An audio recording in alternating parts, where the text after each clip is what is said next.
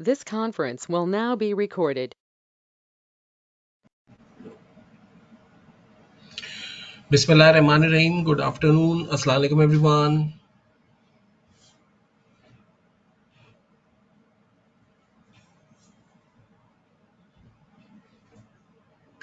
So last session में हमने single activity यानी टेबल पे वर्किंग करते हुए कुछ क्यूरीज को समझने की कोशिश की थी और हमने जब सेशन को एंड किया था तो उसमें ज्वाइंट्स का जस्ट एक इंट्रोडक्शन देखा था और आज ज्वाइंट्स के सेशन पे एक्चुअल में हम कुछ क्वेरीज की मदद से कुछ वर्किंग करेंगे और कुछ न्यू नॉलेज गेन करने की कोशिश करेंगे।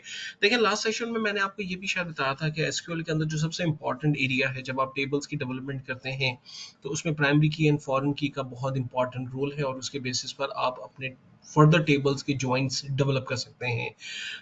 किसी भी टेबल की प्राइमरी की किसी दूसरे टेबल टेबल में sorry as a foreign key के तौर पर अगर यूज हो रही है और अगर आप ज्वाइंट्स के बेसिस पर डाटा को लुकअप करते हैं तो आप एक अच्छी प्रेजेंटेशन डेवलप कर सकते हैं। ठीक है, तो अभी फर्स्ट सेशन में मैं आपको ज्वाइंट्स की कुछ एक्टिविटीज के बारे में, चूंकि प्रेजेंटेशन हमने लास्ट सेशन में ऑलरेडी देख ली थी, मेरे ख्याल है मैं आपके साथ एक क्विकली शेयर कर लूँ। हमने एक छोटी सी प्रेजेंटेशन लास्ट सेशन में देखी थी जिसमें हमने देखा था कि एसक्यूएल में हमारे पास तीन टाइप के ज्वाइंट्स हमें मिलते हैं। Number one inner join, outer join और क्रॉस ज्वाइन, और इनमें से हर एक के बारे में थोड़ी सी डिटेल में भी बात करने जा रहे हैं और उसमें प्रैक्टिकल एक्सपीरियंस भी करेंगे ताकि आपको एग्जैक्टली उनके पर्पस समझ में आ जाए और क्यूरीज लिखने का तरीका समझ में आ जाए।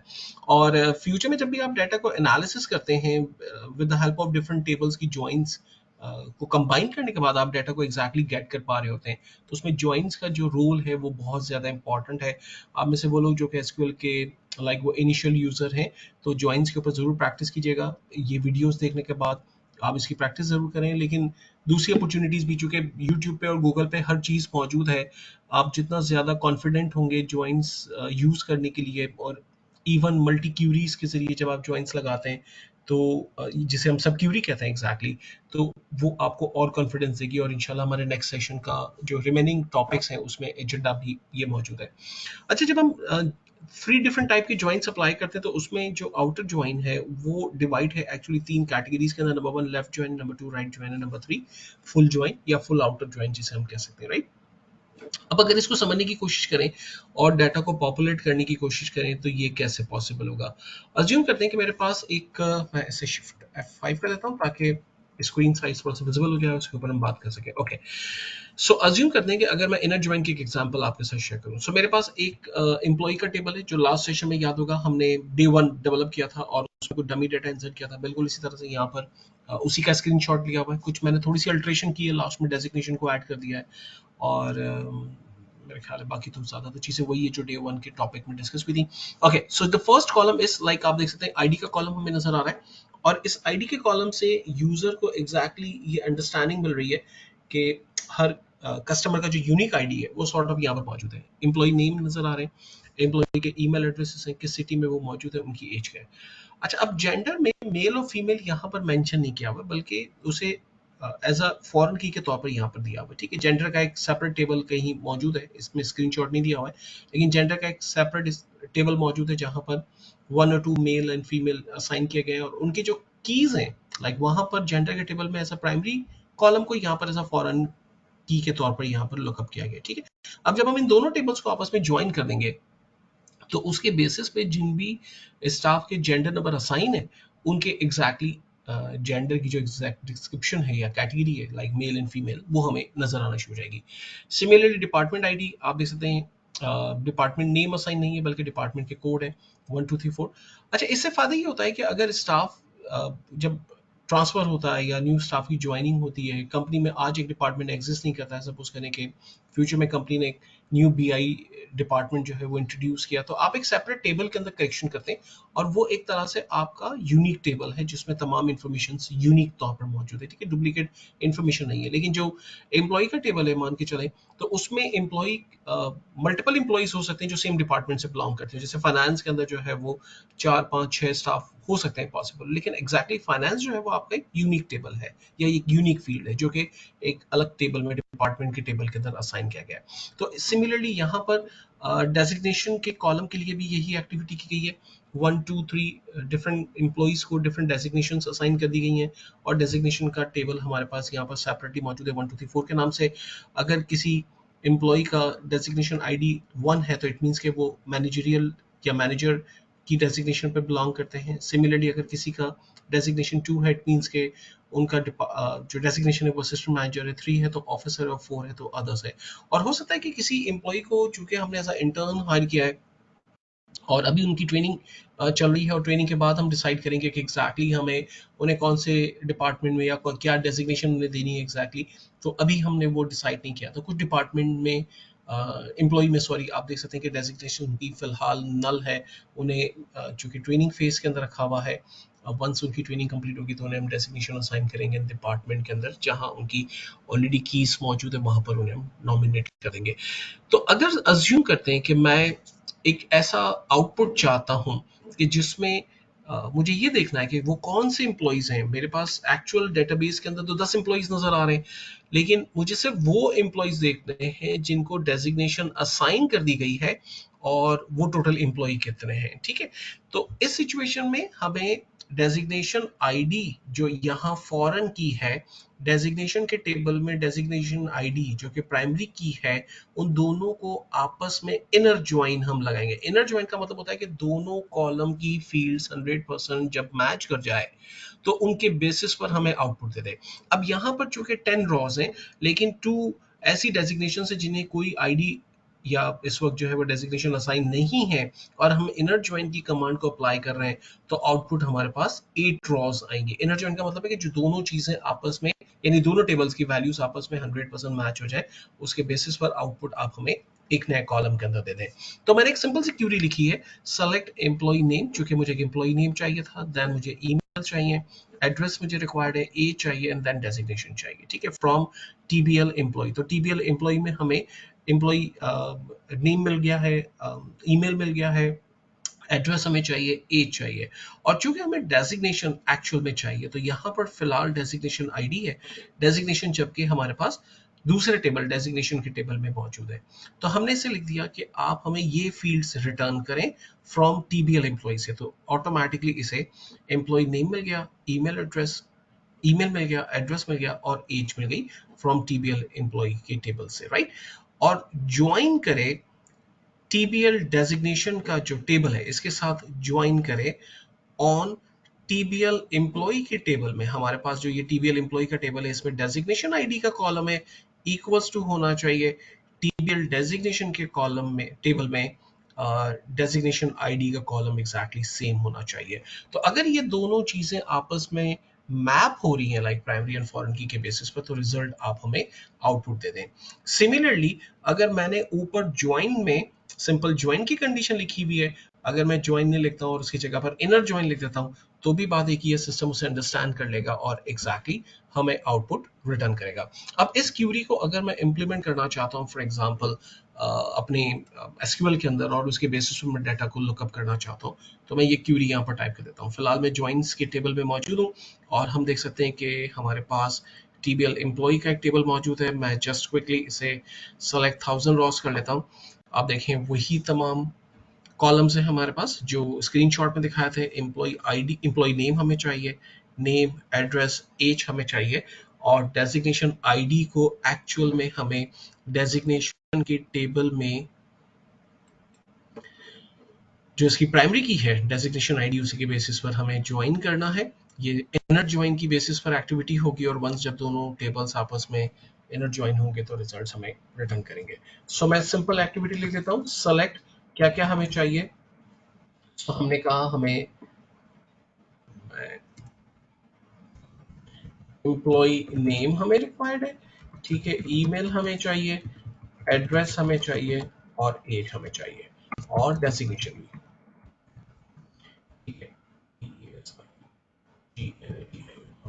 हमें डेजिग्नेशन भी चाहिए। ठीक है, कहाँ से चाहिए? फ्रॉम टीबीएल एम्प्लॉय के टेबल से हमें ये तमाम रिक्वायरमेंट चाहिए। तो अब देखें जो कॉलम टीबीएल एम्प्लॉय से उसे मिल गए, वहां पर जो रेड लाइंस आ रही थी क्योंकि वो फील्ड्स पहले नहीं मिल रही थी, अब वो कॉलम्स उसे मिलना शुरू हो गया। डेजिग्नेशन का कॉलम डेफिनेटली हमने देख लिया था कि टीबीएल एम्प्लॉय के अंदर नहीं है। ये बात हमने पहले स्क्रीनशॉट के अंदर देख ली थी। तो अब हमें क्या करना होगा, लाइक इनर ज्वाइन लिख दें या ज्वाइन लिख दें। तो हमने कहा इनर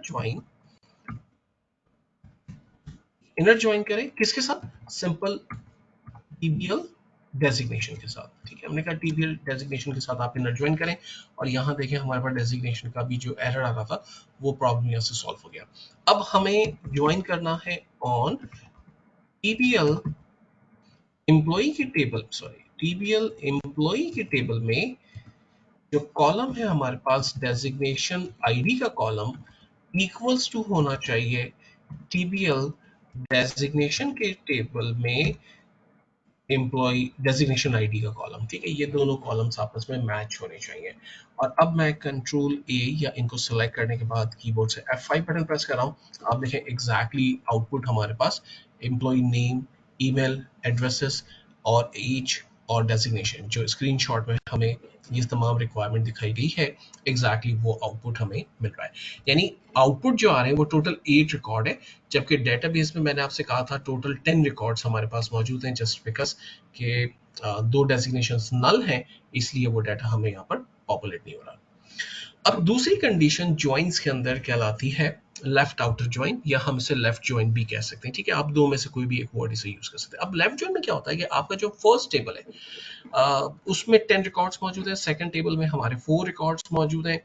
तो हम लेफ्ट टेबल को कंसिडर कर रहे हैं और इसे कहते हैं कि भी आप डेजिग्नेशन के कॉलम की तमाम फील्ड्स को यहाँ डेजिग्नेशन आईडी के साथ मैच करो, और जो मैच हो जाती है एग्जैक्टली वो तो रिकॉर्ड आप हमें दिखा दें, लेकिन जो मैच नहीं हो रही है उन्हें आप ऑफ नहीं कीजिएगा, आप वो रिकॉर्ड भी हमें दिखाएगा, क्योंकि आप जो फर्स्ट टेबल है हमारा वो as a left table consider होगा, as a first table consider होगा।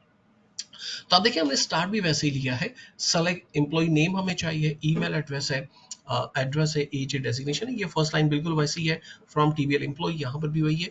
जहां पर हमने इनर ज्वाइन की कमांड इस्तेमाल की थी वहां पर हम लेफ्ट आउटर ज्वाइन कर देंगे या लेफ्ट ज्वाइन कर देंगे। बात एक ही है, किसके साथ, टीबीएल डेजिग्नेशन के कॉलम के साथ।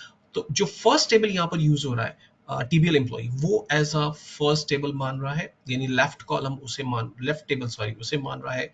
और जो सेकंड टेबल है बेसिकली उसमें हमने फील्ड को एग्जैक्टली डेजिग्नेशन आईडी को डेजिग्नेशन आईडी के साथ मैप किया है। तो आप देखिए आउटपुट में हमारे पास 10 रिकॉर्ड्स पॉपुलेट हो रहे हैं, बिकॉज के जो लेफ्ट कॉलम है, लेफ्ट टेबल है हमारे पास, वो टीबीएल एम्प्लॉई का टेबल है, और उसके बेसिस पर हम जो हमारा डेजिग्नेशन का टेबल है वो बेसिकली लुकअप कर रहे हैं। जब 100% चीज़ें मैच हो रही हैं तो वो रिकॉर्ड नज़र आ रहा है, लेकिन जो रिकॉर्ड्स मैच नहीं भी हो रहे हैं डेजिग्नेशन के अंदर, तो सिस्टम उसको जो है वजह नल के तौर पर कंसिडर कर रहा है, बिकॉज के लेफ्ट कॉलम को कंसिडर कर रहा है।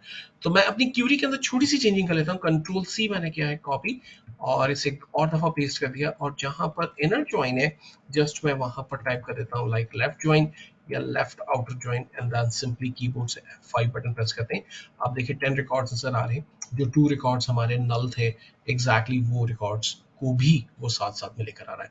अब राइट ज्वाइन में क्या होगा कि जो थर्ड लॉजिक में बात कर रहा हूँ, राइट ज्वाइन या राइट आउटर ज्वाइन, बात एक ही है।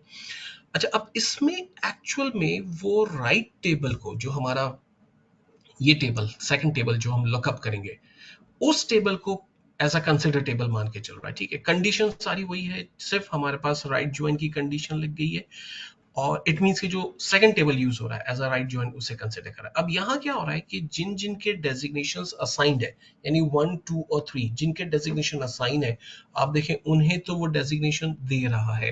तो इट मीन्स के डेटाबेस में 8 रिकॉर्ड्स ऐसे मौजूद हैं जिनके डेजिग्नेशन असाइन है, वो 8 रिकॉर्ड हमें यहाँ पर नजर आ गए। लेकिन रॉ नंबर 9 अदर्स के तौर पर यहाँ पर रिप्रेजेंट हो रही है, बिकॉज के कुछ रिकॉर्ड्स ऐसे हैं डेजिग्नेशन आईडी में जिनकी वैल्यूज फिलहाल नल है, कोई उन्हें डेजिग्नेशन असाइन नहीं है। लेकिन आप देखें कि डेजिग्नेशन के टेबल में जो 4 वैल्यूज है, manager, system manager, officer and others, वो चारों वैल्यूज यहाँ पर डेजिग्नेशन में भी नजर आ रही है। तो एग्जैक्टली वो मैप करने की कोशिश कर रहा है डेजिग्नेशन। अब ये सिचुएशन आमतौर पे कहाँ होती है, शायद मैंने लास्ट सेशन में आपको बताया था कि जब आप सप्लाई चेन के प्रोजेक्ट पे काम करते हैं मिसाल के तौर पर, तो सप्लाई चेन में क्या होता है कि सबसे पहले आपकी परचेज रिक्वेस्ट जनरेट होती है, उसकी अप्रूवल हो रही है, उसके बाद परचेज ऑर्डर जनरेट होता है, और परचेज ऑर्डर के बेसिस पर आपके पास एक आइटम पहुंच रहा होता है। ठीक है, अगर सपोज करते हैं कि जो परचेज ऑर्डर जनरेट हुआ वो वेंडर से परचेज करना था, वेंडर से वो परचेज होकर स्टोर तक वो हार्डवेयर जो भी सीरीज थी वो पहुंच गई और उसकी इनवॉइस भी अकाउंट्स डिपार्टमेंट के पास आ गई। अब अकाउंट्स डिपार्टमेंट जब उसको ट्रैक करने की कोशिश करता है कि भाई ये जो प्रोडक्ट फाइनेंस का सॉरी स्टोर में पहुंची है, एग्जैक्टली इसकी परचेज रिक्वेस्ट किसने जनरेट की थी, इसके परचेज ऑर्डर किसने जनरेट किए थे, इसकी अप्रूवल किसने दी है, ठीक है, तो उसको पूरा ट्रैक करने की कोशिश कर रहा है। तो अगर मान के चलें कि फाइनेंस डिपार्टमेंट जस्ट अपने लेफ्ट के टेबल्स को ट्रैक कर रहा है कि भाई हमारे पास इनवॉइस तो आ गई, लेकिन इनवॉइस को अप्रूव करने से पहले हमें देखना होगा कि ये किस डिपार्टमेंट ने जो है वो परचेज रिक्वेस्ट की थी, इसका परचेज का ऑर्डर किसने जनरेट किया था, अगर उसे ट्रैक करना, और वही सारी चीजें अगर मिसिंग है, किसी ने उसको अप्रूवल दिया ही नहीं था, किसी ने उसकी परचेज रिक्वेस्ट जनरेट ही नहीं की थी और वेंडर से फॉर एग्जांपल वो सामान आ गया और उसकी बिलिंग आ गई है, तो फाइनेंस उसको किस बेसिस पर अप्रूव करेगा जब तक के। और इसी तरह से अगर वेंडर लिस्ट है, सपोज करें कि जी कंपनी को एक जो है वो कोई एक्टिविटी रिक्वायर्ड है, कोई हार्डवेयर रिक्वायर्ड है, ठीक है, और उससे पता चला कि भाई जो फला वेंडर है वो बहुत लो प्राइस के अंदर सामान आपको दे सकता है, लेकिन वो वेंडर लिस्ट में अभी आपके पास रजिस्टर्ड नहीं हुआ है, उसकी पूरी कंपनी में जो है वो डॉक्यूमेंटेशन होती है सॉर्ट ऑफ वेंडर लिस्ट। तो आपने क्या किया, सप्लाई चेन डिपार्टमेंट ने फोन करके वेंडर से सामान मंगवा लिया और वेंडर ने सेम डे में आपको इनवॉइस भी दे दी कि भाई सामान भी आपके स्टोर तक पहुंच गया, इनवॉइस भी आ गई, लेकिन उसका वेंडर अकाउंट ही नहीं खुला हुआ। अब जब फाइनेंस के पास उसकी इनवॉइस गई तो उसने देखा कि भाई वेंडर क्या वो हमारी लिस्ट के अंदर मौजूद है या नहीं है, इनवॉइस अप्रूव करने से पहले, तो वो तो वेंडर लिस्ट में मौजूद ही नहीं है। तो अब उसकी पहले डॉक्यूमेंटेशन कंप्लीट करें, यानी लेफ्ट टेबल के अंदर सारी वैल्यूज प्रॉपर होनी चाहिए, उस वेंडर की डिटेल्स मौजूद हो, तो फिर राइट टेबल में जो फाइनेंस का डाटा मौजूद है वो अप्रूव्ड होगा उसके बेसिस पे। तो राइट टेबल की जो कमांड है आमतौर पे बहुत सारे सिनेरियोज में यूज होती है, जब आप अपने लेफ्ट कॉलम की वैल्यूज को ट्रैक करते हैं based on your right column height fields, ठीक है। और इसमें भी बहुत सिंपल सी लॉजिक है, अगर मैं कॉपी कर लूं इस पूरी क्यूरी को, हमें जस्ट चेंज करना है लेफ्ट की जगह राइट ज्वाइन, एंड देन हम सेलेक्ट करके F5 बटन प्रेस करते हैं। आप देखें यहाँ पर जो 8 वैल्यूज एग्जैक्टली मैच हो गई हैं हमारे डेजिग्नेशन कॉलम के बेसिस पर, उनके डेजिग्नेशन हमें नजर आ रहे हैं, लेकिन अदर्स जो कि किसी को भी असाइन नहीं किया है हमने डेटाबेस में अब तक, तो इसीलिए यहाँ पर हमें नल नजर आ रहा है कि अदर के अंदर डेजिग्नेशन में कोई भी एम्प्लॉय इस सिचुएशन में मौजूद नहीं है। नेक्स्ट जो इन्फॉर्मेशन है हमारे पास वो फुल ज्वाइन की कमांड कहलाती है। फुल ज्वाइन में आपकी जो जो डेटाबेसेस हैं वो दोनों टेबल्स को 100% मैच करने की कोशिश करता है, ठीक है। तो अगर सपोज करें कि लेफ्ट ज्वाइन के बेसिस पर आपको मालूम है कि यहाँ से 10 रिकॉर्ड्स निकल कर आए थे और राइट ज्वाइन के बेसिस पर यहाँ से हमें 9 रिकॉर्ड्स निकल कर आए थे, ठीक है, जो कि मैच हो गए थे। तो अब मैच क्या नहीं हो रहा यहाँ पर, जब हम फुल ज्वाइन लगाएंगे तो इस टेबल की 100% वैल्यूज उठेगी और इस टेबल की 100% वैल्यूज उठेगी। तो जो मैच नहीं हो रही वैल्यू वो क्या है, सिर्फ अदर्स। अदर एक ऐसा डेजिग्नेशन के अंदर टेबल में अदर्स मौजूद है कि जो फिलहाल किसी भी एम्प्लॉय का डेजिग्नेशन नहीं है। नल आप देखें यहाँ पर एग्जैक्टली हमें नजर आ रहा है। तो टोटल आउटपुट हमें मिल रहा है 11 रॉस का, यानी 10 हमारे लेफ्ट कॉलम की वैल्यूज है, वो लेफ्ट टेबल से उठकर आ रही है। राइट टेबल से हमें तीनों डेजिग्नेशंस 100% 1 2 3 मैच होती भी मिल रही हैं यहाँ पर, जबकि एक डेजिग्नेशन अदर सिर्फ ऐसी है कि जो किसी को भी असाइन नहीं है, तो आउटपुट में हमारे पास 11 रॉस का आउटपुट आ रहा है। और इसके लिए करेक्शन क्या करनी है, सिर्फ हमें अपने ज्वाइंस के अंदर फिलहाल इस सिचुएशन के अंदर हम राइट ज्वाइन की जगह लिख देंगे फुल ज्वाइन, एंड इसे सेलेक्ट करते हैं, रन करते हैं, सो हमारे पास आउटपुट आप देखें 100 रॉ सॉरी 11 रॉस का 100 कह रहा हूँ 11 रॉस का आउटपुट हमारे पास प्रॉपर्ली नजर आ रहा है, ठीक है, जो फील्ड्स आपस में मैच हो रही है। तो ये एक बेस्ट एक्टिविटी है जिसको हमने ज्वाइंस के जरिए समझने की कोशिश की। जब आप मल्टीपल टेबल्स के आपस में ज्वाइन लगाते हैं उसके बेसिस पर आप एक रिजल्ट को पॉपुलेट कर पा रहे होते हैं, डाटा को एनालिसिस कर पा रहे होते हैं, चीजों को समझ पा रहे हैं, रॉस कॉलम वैल्यूज को बेहतर तौर पे देख पा रहे होते हैं। अब इसी एक्टिविटी को थोड़ा सा प्रैक्टिकल सिनेरियो में लेके चलते हैं और एक एक्टिविटी थोड़ा कॉम्प्लेक्स करते हैं इस सिनेरियो को। अज्यूम करते हैं कि मेरे पास एक सेल्स का डाटा मौजूद है और इस सेल्स टेबल में 5 डिफरेंट टेबल्स फिलहाल 4 डिफरेंट टेबल्स मौजूद हैं। 1 2 3 4 5 टेबल्स मौजूद है, right. So first table sales table है हमारे पास। अगर मैं इसे एक्सपैंड करूं या आपको राइट क्लिक करके इसकी वैल्यूज शो कर दूं, तो आप कह सकते हैं कि ये एक सेल्स टेबल है। हर जो सेल्स जनरेट होती है उसकी सेल्स आईडी जनरेट होती है, यानी ऑर्डर आईडी जनरेट होती है। उस ऑर्डर के बेसिस पर देखा जाता है कि एक प्रोडक्ट की डिमांड आई है, लाइक 2071 प्रोडक्ट जो है वो सेल की गई है, और ये एज अ फॉरेन की है, ठीक है, इस टेबल के अंदर। तो अगर हमें देखना हो कि 2071 प्रोडक्ट आईडी एग्जैक्टली किस प्रोडक्ट का है, तो हमें प्रोडक्ट के टेबल में जाना होगा। और फॉर एग्जांपल यहाँ मैं एक कंडीशन अप्लाई कर दूंगा कि 2071 आईडी हमें शो कर दे, तो एग्जैक्टली हम देख पाएंगे यहाँ पर ऐसा प्रोडक्ट की के टेबल से। सिमिलरली 2071 जो प्रोडक्ट सेल हुई है वो एक लोकेशन पे सेल की गई है जिसका कोड है 152। अब अगेन ये एक फॉरेन की है, जबकि प्रोडक्ट के लोकेशन के टेबल से अगर हम इसे चेक करें कि 152 कौन सी लोकेशन है, तो एग्जैक्टली exactly हम वेयर की लॉजिक अप्लाई करके देख सकते हैं कि 152 एग्जैक्टली कौन सी लोकेशन पे ये प्रोडक्ट सेल हो रही है। सेम एक सेल्स पर्सन है हमारे पास, EMP 1009, ये एक फॉरेन की है। इसने सेल्स पर्सन ने एक्चुअल में एफर्ट की है और हमारी प्रोडक्ट को सेल किया है। अगर हम देखना चाहें कि 1009 सेल्स पर्सन कौन है, सेम हम सेल्स पर्सन के टेबल पे जस्ट उसे एक्सपैंड करते हैं और बेहतर तौर पे देख सकते हैं कि 1009 एग्जैक्टली कौन सा है। अच्छा, ये जो प्रोडक्ट सेल की है जिस सेल्स पर्सन ने, वो एक कस्टमर को बेची है जिनका कोड है 1499, ठीक है। अगर हमें देखना हो कि ये 1499 कौन कस्टमर साहब हैं, तो अगेन हम कस्टमर टेबल पे जाएंगे और उन्हें लुकअप कर लेंगे 1499 किन साहब का है। तो इसका मतलब है कि यहाँ अगर एक और आगे भी देख लेते हैं कि ये प्रोडक्ट सेल भी है एक डेट को, फॉर एग्जांपल 2015 सितंबर 23 को एक क्वांटिटी सेल हुई है जिसकी प्राइस एग्जैक्टली 136 रुपी बनती है। अब अगर ये प्रोडक्ट 136 रुपीज में सेल हुई है, तो इसकी टोटल प्राइस यानी जो रेवेन्यू जनरेट हुआ तमाम प्रोडक्ट के सेल्स होने पर वो कितना जनरेट हुआ। अगर मुझे देखना है कि तमाम प्रोडक्ट्स में टॉप 10 प्रोडक्ट्स कौन सी, या प्रोडक्ट के गेम्स में बिजनेस कितना आ रहा है, कौन सी लोकेशन पे बिजनेस कितना आ रहा है, राइट, किस सेल्स पर्सन ने कितना बिजनेस जनरेट करने में हेल्प की किस कस्टमर से।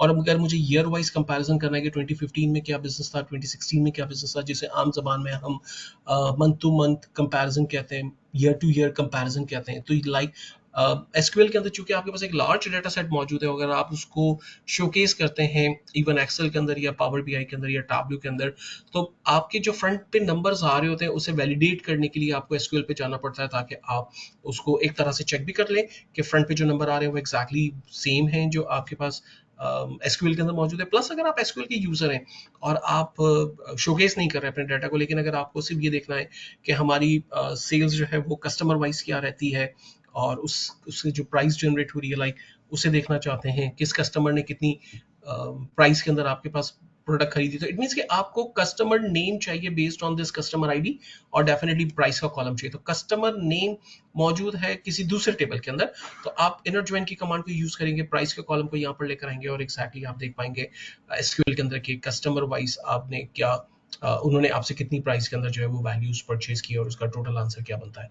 तो ये जो एक्टिविटीज हैं इसको हम परफॉर्म करने की कोशिश करेंगे एसक्यूएल के अंदर भी, प्लस उसे वैलिडेट कर लेते हैं पावर बीआई के साथ भी, ताकि हम पावर बीआई में जब रिपोर्ट को डेवलप करें तो बेहतर तौर पे एनालिसिस कर सकें कि यस यहाँ पर जो रिपोर्ट बन रही है सेम रिपोर्ट हमारे पास एसक्यूएल के अंदर जो हम क्यूरीज के जरिए बना रहे हैं और हम उसे कंपेयर करना चाहें तो वो दोनों सेम है या नहीं है, राइट।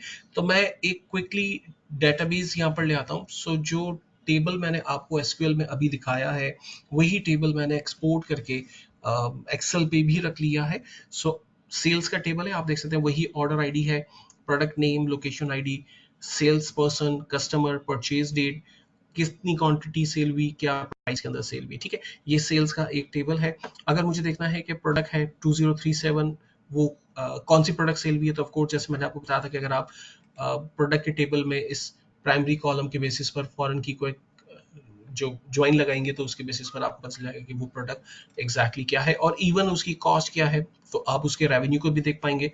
जब आप cost multiply by for example quantity करेंगे तो आपके पास एग्जैक्टली कॉस्टिंग आ जाएगी, क्वांटिटी मल्टीप्लाई बाय प्राइस करेंगे तो आपके पास रेवेन्यू आ जाएगा, और रेवेन्यू में से आप अगर एक्सपेंसेस को माइनस करते हैं तो आपके पास प्रॉफिट जनरेट हो जाता है। तो लाइक जो भी टैबुलर इंफॉर्मेशन हम पावर बीआई में डेवलप करेंगे उसको हम यहाँ पर क्रॉस चेक कर सकेंगे।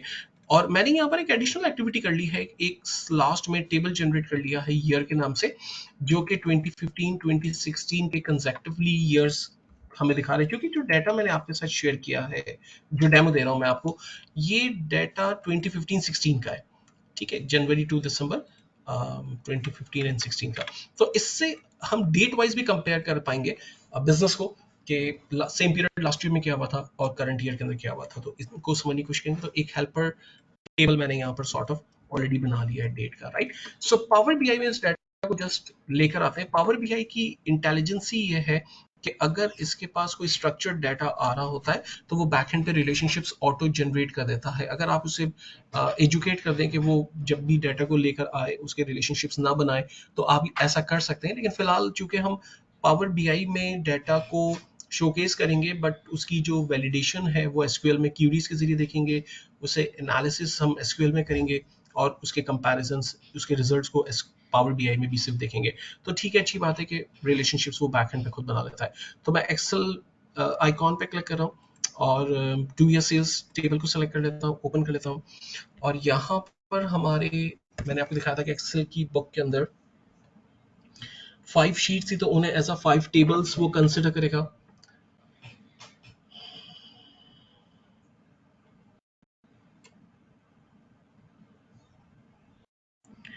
Alright, so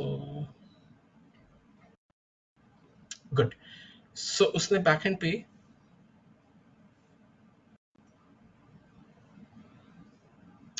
थोड़ी सी प्रोसेसिंग स्लो है, हम वेट कर लेते हैं। ग्रेट। सो बैकएंड पे उसने तमाम शीट्स और टेबल, इनफैक्ट दोनों चीजें दिखा दी हैं। तो हमारा डाटा चूंकि टेबल में कन्वर्टेड था, डेट हम वो ले लेते हैं, प्रीव्यू में मेक श्योर करना चाहें कि एग्जैक्टली सेम टेबल हम पॉपुलेट करें या नहीं। अच्छा, टेबल और शीट में एक्चुअल में दोनों में सेम डाटा होता है, लेकिन आमतौर पे कभी कभी ये शीट के रिकॉर्ड में हेडिंग्स को सही से दिखा नहीं रहा होता है। जैसे आप देखें यहाँ पर कस्टमर की शीट को अगर मैं आपको दिखा रहा हूँ, तो कस्टमर आईडी और कस्टमर नेम रॉ नंबर 1 पे आ रहे हैं, जबकि कॉलम के नाम कॉलम 1 और कॉलम 2 है। लेकिन अगर मैं यहाँ से टीबीएल कस्टमर पे क्लिक कर रहा हूँ, तो इनके टेबल कॉलम के नाम जो है वो बिल्कुल सही आ रहे हैं, ठीक है। तो यहाँ पर डुप्लीकेट रिकॉर्ड्स हैं, टेबल और शीट। हमेशा पावर बीआई के यूजर को समझाया जाता है कि जब टेबल और शीट में चॉइस हो तो टेबल से डाटा को ले लिया करें, क्योंकि उसमें ये जो हेडिंग वाले इश्यूज हैं एटलीस्ट वो इश्यूज नहीं रहते हैं। सो हमारे पास डाटा था date, customer, location, product, TBL, sales, जिसमें एक्चुअल में 2 इयर्स की सेल्स मौजूद है, ठीक है, और सेल्स पर्सन। तो हमारा जो मोस्ट इंटरेस्टिंग टेबल है वो पावर बीआई में हो जाएगा टीबीएल सेल्स के नाम से। चूंकि ये डाटा क्लीन एंड ऑर्गेनाइज है, तो डायरेक्टली लोड के बटन पे क्लिक कर लेते हैं और ये डाटा पावर बीआई के अंदर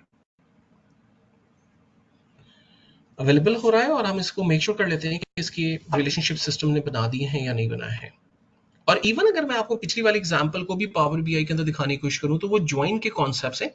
यहाँ पर जो एक्टिविटी हम कर रहे हैं वो हम रिलेशनशिप के बेसिस पे करेंगे और डाटा को पॉपुलेट करेंगे एसक्यूएल के अंदर। अच्छा, पहले जो मैंने आपको अभी लास्ट 30 मिनट में एग्जांपल बताई, जिसमें 4 एम्प्लॉइज का डाटा था और दूसरी चीजें, अगर वो मैं यहाँ पर परफॉर्म करना चाहूँ तो वो भी कर लेंगे, लेकिन उसको हम ज्वाइन के बेसिस पर करेंगे, ठीक है। तो ज्वाइंस और रिलेशनशिप एक्चुअल में पावर बीआई के अंदर काफी करीब करीब है, और ज्वाइन बेसिस पर हम रिजल्ट को जो है वो आसानी से पॉपुलेट भी कर सकते हैं। तो ये टॉपिक पहले कर लेते हैं, क्योंकि हम इसकी तरफ मूव ऑन हो गए हैं, और फिर टाइम मिलता है तो इंशाल्लाह उसको एक्सप्लोर करेंगे, वरना फिर नेक्स्ट सेशन के अंदर उस पर बात करेंगे।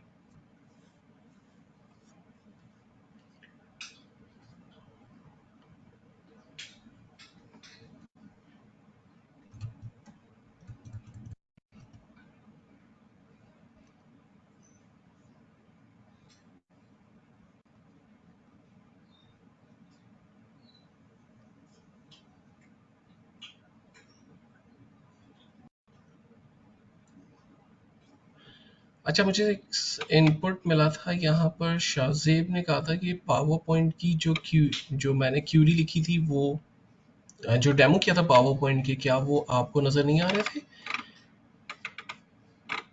यस या नो? जब मैंने प्रेजेंटेशन F5 करके आपको पावर पॉइंट की रन की थी, तो क्या आपको प्रेजेंटेशन पे डेमो नजर आ रहा था या नहीं नजर आ रहा था? बिकॉज मैंने अपनी स्क्रीन को फुल शेयर पे रखा हुआ है। अगर नहीं आ रहा था, ओके, नहीं आ रहा था, तो फिर नेक्स्ट टाइम फिर पावर पॉइंट की स्क्रीन को मैं F5 नहीं करूंगा, ताकि आप उसको बेहतर तौर पे देख सकें। किसी रीजन से अगर वो डेमोस्ट्रेशन आपकी तरफ नहीं आ रहा है तो वो जो ग्लिच है उसको हम कवर करने की कोशिश करेंगे। ओके, थैंक यू, आपने अपडेट कर दिया ताकि हम उसको जो है वो बेहतर तौर पे देख सकें। हाँ हाँ बिल्कुल सही है, ऐसे कर लेते हैं। चलो थैंक यू। नाउ अब हम आ चुके हैं पावर बीआई में और हम चेक कर लेते हैं रिलेशनशिप की स्क्रीन पे। और यहाँ पर सिस्टम ने डिफरेंट टेबल्स के दरमियान ज्वाइंस के बेसिस, सॉरी, रिलेशनशिप के बेसिस पर टेबल जो है वो पॉपुलेट कर दी। ठीक है, अब हमें एक छोटा सा काम करना है कि डेट टेबल को एक्चुअल में परचेज डेट के साथ कनेक्ट कर लेना है। सो मैं डेट की कॉलम को सेल्स टेबल में परचेज डेट के साथ कनेक्ट कर लेता हूँ। सो रिलेशनशिप यहाँ पर वन टू मैनी का है, जो प्राइमरी डोमिनेट टेबल है वो हमारा डेट टेबल है। और जब हम उसमें किसी मंथ और ईयर पर क्लिक करेंगे तो एक्जैक्टली सेल्स टेबल में से हम देख पाएंगे कि हमारी सेल्स एग्जैक्टली क्या हुई है। तो जो सबसे इंपॉर्टेंट टेबल होगा प्रेजेंटेशन डेवलप करने के लिए वो हमारा टेबल होगा सेल्स टेबल, जिस पे हम काम करेंगे। अच्छा, डेट टेबल में चूंकि 1 लिखा हुआ है तो उसको मैं क्विकली से ऑफ कर देता हूँ। अच्छा, सबसे पहली एक्सरसाइज हम ये कर लेते हैं, अज्यूम करते हैं कि मुझे कस्टमर नेम के बेसिस पर प्रॉफिट अगर देखना है इन पावर बीआई, और फिर उसके बेसिस पर डाटा को वैलिडेट करना है इन एसक्यूएल के अंदर ज्वाइंस के बेसिस पर, और हम देखेंगे कि सेम रिजल्ट यहाँ जो पॉपुलेट हो रहे हैं वो वहां पर भी है नहीं। तो मैं टेबल की कमांड, टेबल की विजुअल को सिलेक्ट कर लेता हूँ और कस्टमर के टेबल से कस्टमर नेम सेलेक्ट कर लिए हैं और सेल्स के टेबल से फॉर एग्जांपल प्राइस को सेलेक्ट कर लिया। राइट, सो ये दो कॉलम्स हमने सेलेक्ट कर लिए। ओके, सो ये रिपोर्ट हमारे पास पॉपुलेट हो रही है। अच्छा, पावर बीआई में जब आप रिपोर्ट को देख रहे होते हैं तो अगर एक कस्टमर मल्टीपल टाइम रिपीट हो रहा है तो पावर बीआई उसकी समरी डेवलप कर लेता है। जैसे एक्सेल के अंदर आप पेमेंट टेबल डेवलप करते हैं, सेम एक्टिविटी यहाँ पर भी हो रही है कि अगर इस कस्टमर ने मल्टीपल ट्रांजेक्शन्स की हैं तो उन तमाम ट्रांजेक्शन्स को और कस्टमर नेम को उसने मिलाकर एक एक्चुअल वैल्यू दिखा दिया। लेकिन अगर आप इंडिविजुअल ट्रांजेक्शन को देखना चाहें और इवन जब आप एसक्यूएल पे ये एक्टिविटी करेंगे और ग्रुप बाय करेंगे तो सेम एक्टिविटी नजर आएगी, लेकिन अगर आप ग्रुप बाय नहीं करते तो एग्जैक्टली आपको इंडिविजुअल वैल्यूज नजर आती हैं। तो फिलहाल मैं इसकी सम ऑफ सेल्स की कमांड में सम की जगह से डोंट समराइज कर देता हूं ताकि हमारे पास यूनिक वैल्यूज पॉपुलेट हो जाए और वैल्यूज हमारे पास कस्टमर नेम के बेसिस पर, फॉर एग्जांपल सॉर्ट भी है। अगर हम कस्टमर नेम के बेसिस पे देखना चाहें या प्राइस के बेसिस पे सॉर्ट करना चाहें तो आपको याद होगा कि वहां पर भी सिंपल हमारे पास एक कॉलम हुआ करता था ऑर्डर बाय, और ऑर्डर बाय के अंदर हम प्राइस के कॉलम को सॉर्ट करेंगे। तो ये कुछ वैल्यूज पॉपुलेट हो रही है स्क्रीन पर। अब देखते हैं एसक्यूएल के अंदर अगर यही कमांड हमें लिखनी हो तो ये कैसे पॉसिबल होगी। तो दो टेबल्स आपको याद है हमने यूज किए। नंबर वन इस कस्टमर टेबल यूज किया है और नंबर टू वहां पर सेल्स नाम है, लेकिन यहाँ पर इस टेबल का नाम एग्जैक्टली 2 ईयर सेल्स टेबल है। राइट, और दोनों टेबल के अंदर अगर मैं 2 ईयर सेल्स डाटा को एक्सपैंड करूं तो हमारे पास जो कॉलम हम यूज करेंगे वो प्राइस का कॉलम यूज करेंगे और कस्टमर नेम, कस्टमर के टेबल में जो कॉलम हम यूज करेंगे वो कस्टमर नेम का कॉलम यूज करेंगे। राइट, सो एक सिंपल सी स्टेटमेंट लिखते हैं। पहले हम दोनों टेबल्स को कॉल कर लेते हैं। अगर स्क्रीन पे कॉल करना चाहें तो आपको याद होगा सिंपल कमांड है सेलेक्ट स्टार सब कुछ ले आओ फ्रॉम हमारे CUSD कस्टमर्स टेबल से एंड देन कीबोर्ड से F5 बटन प्रेस करते हैं। ओके,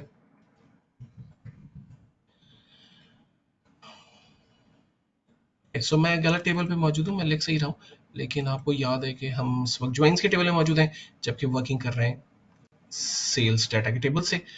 और सेलेक्ट करते हैं, देन कीबोर्ड से F5 बटन प्रेस करते हैं तो हमारे पास कस्टमर के टेबल की तमाम वैल्यूज पॉपुलेट हो गई। और सेम एक्टिविटी हम कर लेते हैं सेलेक्ट स्टार फ्रॉम। और अगर आपको कॉलम टेबल के नाम फॉर एग्जांपल लिखना अच्छा नहीं लगता तो आप ड्रैग एंड ड्रॉप भी कर सकते हैं। जैसे कल लास्ट सेशन में भी किसी पार्टिसिपेंट ने शॉर्टकट बताई थी, ऑल्टरनेट वेज बताए थे, तो मैंने आपको बताया था कि एसक्यूएल में भी एक एक्टिविटी के कुछ मल्टीपल मेथड हो सकते हैं। तो यस, उनमें से जो भी मेथड आपको ठीक लगता है उस आइडिया को, उस मेथड को आप यूज कर सकते हैं। सो मेरे पास यहाँ पर दोनों टेबल्स लुकअप हो गए। आप देख सकते हैं कस्टमर टेबल है और नीचे सेल्स टेबल, दोनों टेबल्स मौजूद हैं। अब हमें करना क्या है, हमने कहा भाई सेलेक्ट करें आप कस्टमर टेबल को, कस्टमर हमें चाहिए एक्चुअल में कस्टमर नेम। अब कस्टमर नेम चूंकि स्पेस के साथ लिखा हुआ है तो आपको याद होगा हमने स्क्वायर ब्रैकेट के अंदर कहा था कस्टमर, सॉरी, कस्टमर नेम के कॉलम को ले आओ और प्राइस के कॉलम के लिए आओ, ठीक है। ये दो कॉलम्स एक्चुअल में हमें लुकअप करने हैं। अब इन दोनों में अंडरलाइन क्यों आ रही है? बिकॉज कि अभी तक हमने टेबल उसे बताया नहीं कि एक्चुअल में उसे कहाँ से लाना है। सो हमने कह दिया कि फ्रॉम, और हमारे पास यहाँ पर एक टेबल मौजूद है, हम कहते हैं इस टेबल से आप ले आओ। तो प्राइस चूंकि 2 ईयर सेल्स टेबल के डाटा के टेबल में उसे मिल गई, तो आप देखें उसमें से अंडरलाइन यहाँ पर खत्म हो गई।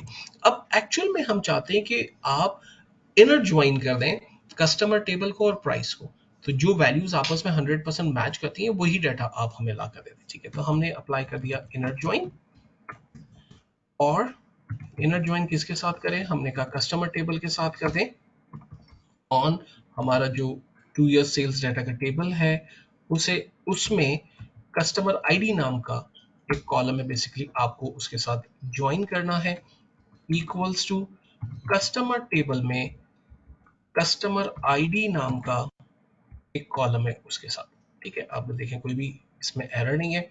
और अगर फर्दर मुझे ऑर्डर बाय एंड देन दूसरी सारी चीजें देखनी है तो वो हम एक्टिविटीज को परफॉर्म कर सकते हैं। ओके, सो ये कस्टमर नेम स्टिल हमारे पास नॉट लुकअप है। हम जरा एक दफा फिर से देख लेते हैं इसको कि मसला कहाँ है। सो कस्टमर नेम हमने लिया, कीबोर्ड से F5 बटन प्रेस करते हैं, आप देखें वही वैल्यूज हमारे पास पॉपुलेट हो रही हैं, तमाम कस्टमर्स के नेम आ गए एंड देन उनकी प्राइसेस हमें पॉपुलेट हो रही है। लेकिन यहाँ पर रिजल्ट जो है वो अगर मैं मैच करने की कोशिश करूँ अपने पावर बीआई के साथ, तो आप देखें वैल्यूज मैच नहीं हो रही हैं।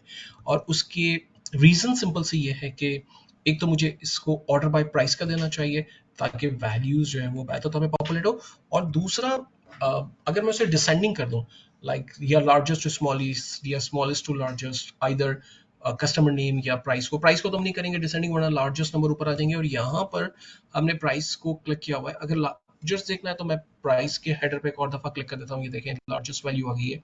और अगर नेम वाइज देखना चाहते हैं फॉर एग्जांपल कि ठीक है आप प्राइस वाइज डाटा दिखाएं लेकिन नेम वाइज दिखाएं, तो मुझे इट मींस के असाइन करना होगा कस्टमर नेम के कॉलम को। तो फिलहाल मैं इसे बता देता हूँ कि ऑर्डर बाय, आप ऑर्डर कर दें हमें प्राइस के कॉलम को, ठीक है। एंड देन इसे रन करके देखते हैं कीबोर्ड से F5, तो हमारे पास आप देखें तमाम 35 जो सबसे स्मॉलेस्ट प्राइस है वो टॉप पे पॉपुलेट होना शुरू हो गई। और पावर बीआई में भी हमने देखा था कि एग्जैक्टली ये 35 जो है वो सबसे स्मॉलेस्ट अमाउंट थी। लेकिन जो कस्टमर नेम है वहाँ हमारे पास पावर बीआई में A to Z ऑर्डर में आ रहे हैं। तो आपको पता है कि बहुत सिंपल है कि मैं इसे कह दूं कॉमा, और कस्टमर नेम को एक्चुअल में आप असेंडिंग कर दें, that's it. And then simple keyboard से F5 बटन प्रेस करते हैं, सो हमारे पास अरेंजर्स आप देखें यही हमारे एक्चुअली पॉपुलेट होना शुरू हो गए। जो पावर बीआई के अंदर वैल्यू है वही वैल्यू हमारे पास 100% वैलिडेट हो रही है, ठीक है। तो इट्स अ बेस्ट मेथड कि आप अपनी वैल्यूज को एग्जैक्टली जब पावर बीआई सॉरी एसक्यूएल के अंदर जब आप लार्ज डाटा सेट की हैंडलिंग करते हैं और नंबर्स को आप एनालिसिस कर रहे हैं कि आपके कस्टमर्स के बेसिस पर आपकी प्राइस क्या पॉपुलेट हो रही है, और अगर आपने कहीं शोकेस की भी है यही वैल्यूज को, तो आप उसे क्रॉस चेक कर पा रहे हैं। This is the easiest method. अच्छा, अब अगर अज्यूम करते हैं कि मैं अगर एक और क्यूरी यहाँ पर डेवलप करता हूँ, फॉर एग्जांपल मुझे देखना है कि हमने टोटल प्राइस कितनी जो है वो जनरेट किया है, हमने वॉल्यूम कितना जनरेट किया। तो पावर बीआई में टेक्निकली कॉल्ड कार्ड्स, सो मैं कार्ड को चूज कर लेता हूँ और फर्स्ट वैल्यू पॉपुलेट कर ली लाइक कार्ड, सो एक नंबर आ रहा है लाइक 12 मिलियन। और इसके अगर एग्जैक्ट नंबर देख लें, बिकॉज के हम एसक्यूएल के अंदर सिस्टम को से वैलिडेट करेंगे कि नंबर्स हमारे पास जो है वो क्या आ रहे हैं। तो मेरे पास एक 100% नंबर आ रहे हैं 11990720, और सेम नंबर को मैं कॉपी पेस्ट कर रहा हूँ, कार्ड को कॉपी पेस्ट मैंने किया है। और हम देख लेते हैं like min max count average जो हमारे फंक्शंस हैं, हमने एसक्यूएल के अंदर एक जगह पर पहले भी देखे थे, आज उसको डेटाबेस के साथ देख लेते हैं। सो अगर सपोज करते हैं कि मुझे इसमें सबसे मिनिमम अपनी अमाउंट को देखना है जो बिजनेस हमने जनरेट किया, सिमिलरली अगर मुझे मैक्सिमम बिजनेस देखना है जो हमने जनरेट किया था, ये सिंगल सेल की वैल्यू है, ठीक है, इसमें कोई एग्रीगेट वैल्यू नहीं आ रही है, ग्रुप नहीं है ये। और अगर मुझे काउंट वैल्यू देखनी कि टोटल रॉस कितनी है, और सिमिलरली लास्ट कमांड हम देख रहे हैं कि एवरेज अमाउंट हमारे पास क्या बनता है, ठीक है। सो हमारे पास 5 डिफरेंट वैल्यूज पॉपुलेट हो रही हैं। अब इन्हीं वैल्यूज को अगर मुझे एसक्यूएल के अंदर वैलिडेट करना है कि ठीक है हमारा रेवेन्यू भी जो हमारी प्राइस है एग्जैक्टली वो भी यही बनती है या नहीं बनती है, तो सिंपल कमांड आपको याद है हमने कहा सेलेक्ट करो प्राइस को, ठीक है। लेकिन प्राइस को चूंकि हमें एक यूनिट वैल्यू में नहीं देखना बल्कि उसे हमें सम करना है, तो मैंने इस प्राइस की फील्ड को ब्रैकेट में रख दिया और उससे पहले सम का फॉर्मूला आ गया, दैट्स इट। और इस कॉलम का एक इलियास नाम रख देते हैं एस टोटल प्राइस, ठीक है। एंड देन अगर हम इसको रन करेंगे, प्राइस उसके साथ मैच नहीं हो रहा, किस टेबल से हमें बेसिकली लेकर आना है, फ्रॉम, ये है हमारे पास यूएस सेल्स डेटा के टेबल के अंदर, दैट्स इट। इसे रन करते हैं, कीबोर्ड से F5 बटन प्रेस करते हैं, सो हमारे पास नंबर पॉपुलेट हो रहा है 11990720, और सेम नंबर आपको याद है पावर बीआई के अंदर सेम नंबर हमारे पास यहाँ पर पॉपुलेट हो रहा है, यानी दोनों सेम है। अब अगर मुझे आगे मिन मैक्स काउंट एवरेज लगाना है तो आप समझ सकते हैं कि यही कंडीशन अप्लाई हो जाएगी कॉमा के साथ, और वहां पर मिन प्राइस आ जाएगी और उसके कॉलम का नाम आ जाएगा मैक्स काउंट और एवरेज आएगी। तो मैं इसे कॉपी कर लेता हूँ, लाइक कंट्रोल सी, और मैंने कहा कि भाई अब आप सम की जगह हमें बता दें जो मिनिमम प्राइस है, और टोटल प्राइस की जगह से दे देते हैं मिन प्राइस। सेकंड फॉर्मूला हम लिख लेते हैं कि भाई आप हमें सम की जगह मैक्स दे दो, और टोटल प्राइस की जगह आप हमें मैक्स प्राइस बता दो। और सिमिलरली हमने कहा काउंट कर दो टोटल प्राइस को, और हम इसे क्या देते हैं काउंट रॉस, ठीक है। Total records sort of count हो गए, टोटल रिकॉर्ड कर देते हैं। और लास्ट हम इसे बता देते हैं कि भी आप हमें एवरेज दे दो से, तो एवरेज की स्पेलिंग एबीडी होनी चाहिए, सो कर देते हैं average price, and then finally run करते हैं। सो हमारे पास जो वैल्यूज अब पॉपुलेट हो रही हैं, सॉरी, इसे वैलिडेट कर लेते हैं। ये टोटल प्राइस हमने पहले देख लिया था 35, हमारे पास वहां पर ऑलरेडी है 2479 मैक्स प्राइस है, चेक कर लेते हैं 2479। जो हमारी टोटल रॉज हैं वो 9889 है, और एवरेज है 1212। आप देखें यहाँ पर भी एवरेज है 1212.53, और जो टोटल रॉज हमारे पास काउंट हो रही है वो एग्जैक्टली सेम नंबर्स पॉपुलेट हो रहे हैं। तो टेक्निकली अगर आप इस पूरी एक्सरसाइज को समझने की कोशिश करें तो हमने एक तो एसक्यूएल में डिफरेंट टेबल्स के ज्वाइंट्स के बेसिस पर डाटा को पॉपुलेट करने की कोशिश की। आप देखें इनर ज्वाइन का कॉन्सेप्ट हमारे पास मौजूद है, रिजल्ट्स की प्रेजेंटेशंस, डाटा को एनालिसिस आप कर पा रहे हैं, ठीक है, जो रिक्वायरमेंट है उसके बेसिस पर आप डाटा के आउटकम्स जनरेट कर पा रहे हैं। प्लस अगर आपने कहीं शोकेस किया हुआ है डाटा को और आपके पास वहाँ पर डाटा की वैलिडेशन को देखना है कि एग्जैक्टली वहाँ जो नंबर्स पॉपुलेट हो रहे हैं वो सेम नंबर्स हैं या नहीं है, तो उसको भी हमने यहाँ पर जो है वो समझने की कोशिश की। अब अज्यूम करते हैं कि मैं अभी जो हमने ज्वाइंस की कमांड को टॉप पर अप्लाई किया था, सपोज करें कि हम देख रहे थे अपने पावर बीआई में कस्टमर नेम को और उनकी प्राइस को देख रहे थे, ठीक है। अगर मुझे प्रोडक्ट को भी यहाँ पर लेकर आना है और कस्टमर नेम एंड देन उनकी जो प्राइस है वो और उनकी जो प्रोडक्ट्स नेम है फॉर एग्जांपल, अगर उनके साथ मुझे काम करना है, और फिर अगर मुझे उसे ग्रुप बाय के साथ एग्रीगेट करके एक फाइनल फिगर के तौर पर देखना है, तो अब यहाँ पर ज्वाइंस की कंडीशन बढ़ेगी। फ्यूचर में भी ऐसा ही होगा कि जब आप प्रोजेक्ट पे काम करेंगे तो शायद दो टेबल्स के ज्वाइंस के बेसिस पर आपकी जो रिक्वायरमेंट है वो फुलफिल हो जाएगी, लेकिन समटाइम आपको मल्टीपल ज्वाइंस अप्लाई करने होंगे। दो या दो से ज्यादा टेबल्स पे जब आप ज्वाइंस अप्लाई करेंगे तो उसके बेसिस पर रिजल्ट्स आपके पॉपुलेट होंगे, राइट।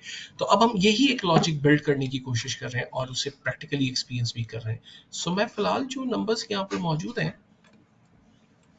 की पोजीशन को थोड़ा सा राइट कर देते हैं, और सिस्टम को कहते हैं कि आप इस टेबल में हमें प्रोडक्ट नेम भी दिखाएं, ठीक है। प्रोडक्ट के टेबल में चले जाते हैं, कस्टमर नेम हमारे पास ऑलरेडी पॉपुलेट है, प्रोडक्ट नेम हमने ऑलरेडी यहाँ पर ऐड कर दिया, और उसकी जो यूनिट प्राइस है वो हमें नजर आ रही है।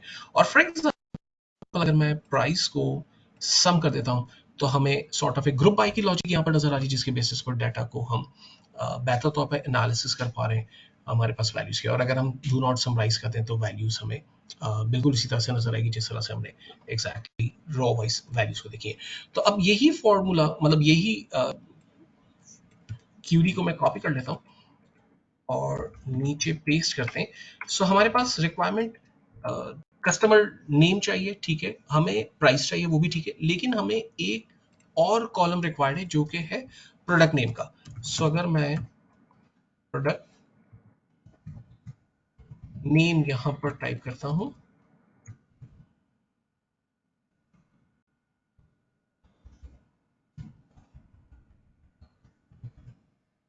ठीक है, और हमें प्राइस चाहिए, तो हमें ये 3 कॉलम्स जो है रिक्वायर्ड है। पी और प्रोडक्ट की स्पेलिंग से लिखिए। अच्छा, प्रोडक्ट नेम उसे क्यों नहीं मिल रहा है? रेड लाइन क्यों आ रही है? बिकॉज कि आप समझते हैं कि हमने इनर जॉइन इस वक्त जो अप्लाई किया हुआ है वो 2 ईयर सेल्स टेबल में कस्टमर आईडी को कस्टमर आईडी के साथ मैच किया हुआ है। अच्छा, प्रोडक्ट टेबल में प्रोडक्ट आईडी है, हम उसे क्रॉस चेक कर लेते हैं। सो मैं चला जाता हूँ प्रोडक्ट टेबल में और कॉलम्स में, यहाँ पर प्रोडक्ट आईडी, ठीक है, एज अ प्राइमरी कॉलम है।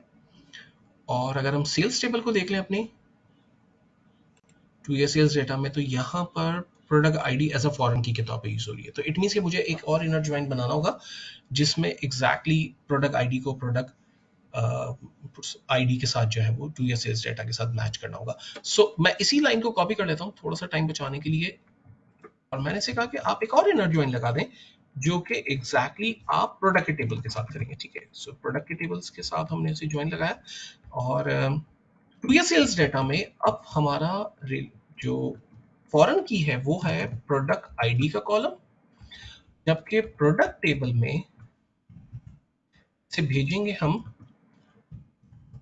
प्रोडक्ट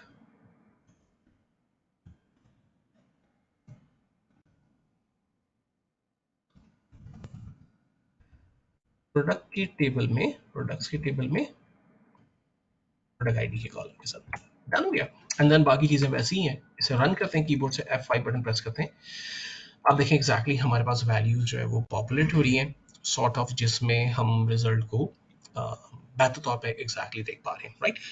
अच्छा, अगर मैं यहाँ पर इसे कंपेयर करना चाहूँ तो मैंने आपसे पहले भी कहा था कि अगर आप डू नॉट समराइज कर देते हैं तो एग्जैक्टली आपके पास वही वैल्यू शो हो जाएगी।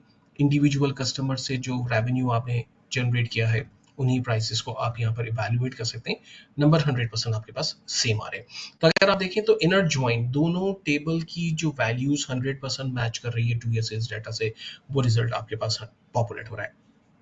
और अगर मुझे किसी स्पेसिफिकली कस्टमर के रिजल्ट्स को देखना हो और उसकी वैल्यू को ग्रुप बाय करके देखना हो, और मुझे देखना हो कि लाइक उससे उससे जो बिजनेस जनरेट हुआ है, कौन कौन सी प्रोडक्ट्स के गेन्स में क्या रेवेन्यू जनरेट हुआ है, तो मान के चलते हैं कि मेरे पास यहाँ पर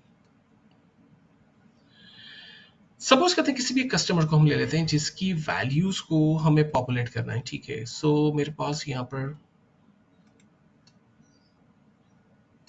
ओके विलियम मेसन को ही ले लेते हैं। प्राइस को अगर मैं सॉर्ट करके चल रहा हूँ, और मैं यहाँ पर ब्रांड कैम को ले सकता हूँ, किसी को भी ले सकता हूँ। ठीक है, तो मैं ले लेता हूँ BRAI इन ब्रांड कैम को, और इसी फॉर्मूला में थोड़ी सी अल्ट्रेशन कर देते हैं। सो हमारे पास है यही 3 कॉलम हमें रिक्वायर्ड है, कस्टमर नेम, प्रोडक्ट नेम और प्राइस हमें चाहिए, जो कि 2 ईयर सेल्स डाटा से मिला दे, इनर ज्वाइन कर दे कस्टमर के टेबल को, एंड देन सारी वैल्यूज है। लेकिन लास्ट में जब वो प्रोडक्ट आईडी को एक्चुअल में हमें शो कर रहा है, तो हम चाहते हैं कि वेयर, चूंकि एक ही कस्टमर के डाटा को एनालिसिस करना है, सो हमने कहा कि कस्टमर नेम इक्वल्स होना चाहिए, जो हमने कहा था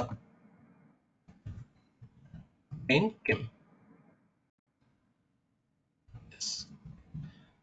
and then finally sorry and finally से रन करते हैं। सो स्पेलिंग में मिस्टेक है, BRIAN,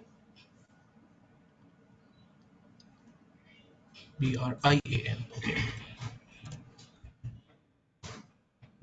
करते हैं। ग्रेट। सो हमें उस कस्टमर से जो टोटल बिजनेस जनरेट हुआ है वो हमें पॉपुलेट हो रहा है। और अगर मुझे स्क्रीन पे फॉर एग्जांपल सिर्फ इसी कस्टमर की वैल्यूज को देखना है, तो इसका आसान तरीका क्या हो सकता है कि मैं स्लाइसर या फिल्टर की कमांड ले लूँ। कस्टमर नेम पे चले गए, कस्टमर नेम को ऐड कर दिया, और हम इसे सर्च कर लेते हैं।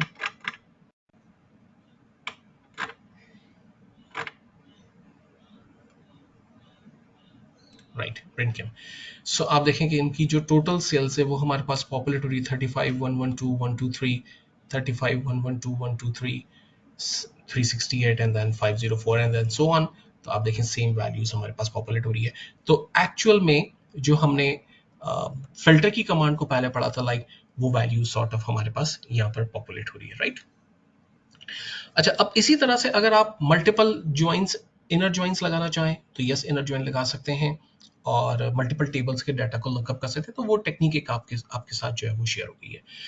अच्छा, अब एक एक्सरसाइज और हम डेवलप करते हैं। फॉर एग्जांपल मुझे customer name, product name, price चाहिए, उनकी क्वांटिटी और रेवेन्यू भी लेट्स एग्जांपल यहाँ पर देखना है। तो फिलहाल मैं इस स्लाइसर को क्लियर कर देता हूँ और इसे कन्वर्ट कर देते हैं ड्रॉप डाउन के अंदर। सो फिलहाल इसे साइड पे पार्क कर देते हैं, ठीक है, कोई कस्टमर नेम चूज नहीं है। ओके, सो टेबल में हमें चाहिए like customer name, product name, उनकी प्राइसेस आ रही हैं, और उनकी क्वांटिटी को अगर हम देखना चाहें तो सेल्स टेबल में हमारे पास क्वांटिटी मौजूद है, और चूंकि क्वांटिटी और प्राइस को जब हम मल्टीप्लाई करेंगे तो एग्जैक्टली रेवेन्यू हमारे पास पॉपुलेट होगा, ठीक है। तो लेट्स एग्जांपल, अगर मैं फॉर्मूला अप्लाई कर दूं इन पावर बीआई में, तो it's very simple, like quantity multiply by price equals to revenue. So एक न्यू कॉलम क्रिएट करते हैं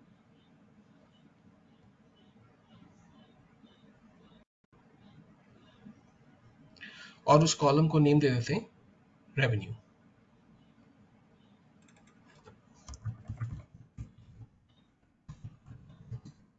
और हमने इसे बताया square bracket quantity multiply by price, enter. So each सारे वैल्यूज आपस में, दोनों कॉलम्स आपस में मल्टीप्लाई हो रहे हैं और रेवेन्यू हमारे पास पॉपुलेट हो गया। और अगर इसी रेवेन्यू के कॉलम को, चूंकि पहले एक्सेस नहीं करता था, लेकिन अब इस रेवेन्यू के कॉलम को हम अपने टेबल के अंदर ड्रॉप कर देंगे, तो हमारे पास ईच कस्टमर के बेसिस पे जो प्रोडक्ट उसने परचेज की है, quantity and cost, sorry price को मिलाने के बाद जो रेवेन्यूज के बेसिस पर हमने जनरेट किया है, वो रेवेन्यू हमें सॉर्ट ऑफ नजर आ रहा है, ठीक है। अब अगर यही एक्सरसाइज आपको एसक्यूएल के अंदर परफॉर्म करनी है और आपके पास प्राइस तो ऑलरेडी मौजूद है, यानी प्राइस तक के कॉलम तो मौजूद है, क्वांटिटी नहीं है, और क्वांटिटी मल्टीप्लाई बाय प्राइस अगर आप कर देंगे तो आपके पास एज रेवेन्यू एक एलियास नाम बना देंगे जिसके बेसिस पर डाटा पॉपुलेट होना शुरू हो जाएगा। तो इट मींस के फर्स्ट लाइन के अंदर मुझे दो चेंजिंग्स करनी है। नंबर वन, प्राइस के बाद मुझे लेकर आना है एक तो क्वांटिटी। तो क्वांटिटी हमारे पास पॉपुलेट होगी और ये 2 years इस डाटा में मौजूद थी, ठीक है। अच्छा, इसके बाद मुझे प्राइस को, सो मैंने राउंड ब्रैकेट ओपन किया और मैंने कहा प्राइस, PRICE, प्राइस को मल्टीप्लाई कर लें आप क्वांटिटी के साथ, ठीक है, और इसे नाम दे दें एस रेवेन्यू। That's it. बाकी सारी चीजें वैसी ही हैं, इसमें मेरे ख्याल कोई चेंजिंग नहीं है। इसमें मैं वेयर की कंडीशन को थोड़ी देर के लिए ऐसा कमेंट बना देता हूँ कि इस लाइन को एग्जैक्टली वो रीड ना करें और हमारे डाटा के बेसिस पर सारी वैल्यूज को जो है वो पॉपुलेट करें। फाइनली इसे सिलेक्ट करते हैं, कीबोर्ड से F5 बटन प्रेस करते हैं। सो आप देखें हमारे पास तमाम कस्टमर्स वाइज रेवेन्यू, उनकी प्राइस और उनकी क्वांटिटी में नजर आ रही है। तो जो फर्स्ट वैल्यू है वो 35, 140, 105, 105, और अगर मैं पावर बीआई पे जाकर उसे चेक कर लूँ तो सेम नंबर्स आ रहे हैं, लाइक 35, 140, 104, 105। आई एम श्योर कहीं ना कहीं हमें सॉर्टिंग की कमांड नहीं, बल्कि सेम है। वैल्यूज हमारे पास यहाँ पर दो हैं। अगर हम देखना चाहें, अल्बर्ट की है, एंड्रयू की है। सो ये है अल्बर्ट, एंड्रयू, और यहाँ पर एंड्रयू फिस्ट्रीज एक और हमारे पास है। ऑफ कोर्स हम डाटा को किसी लेवल पे सॉर्ट करेंगे तो डाटा हमारे पास बेहतर तौर पे पॉपुलेट होना शुरू हो जाएगा। ये आ रहा है प्रोडक्ट 18 का सारा डाटा, प्रोडक्ट 18 है, प्राइस 35 है, और क्वांटिटी जो है वो बेसिकली हमें नजर आ रही है, ठीक है। आई एम श्योर कि यहाँ तक हम सेट चल रहे हैं।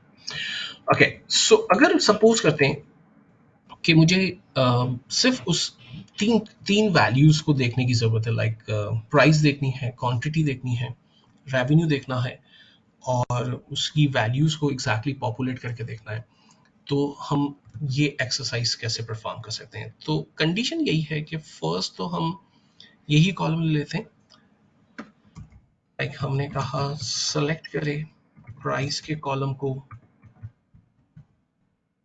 क्वांटिटी को, ठीक है, और प्राइस मल्टीप्लाई बाय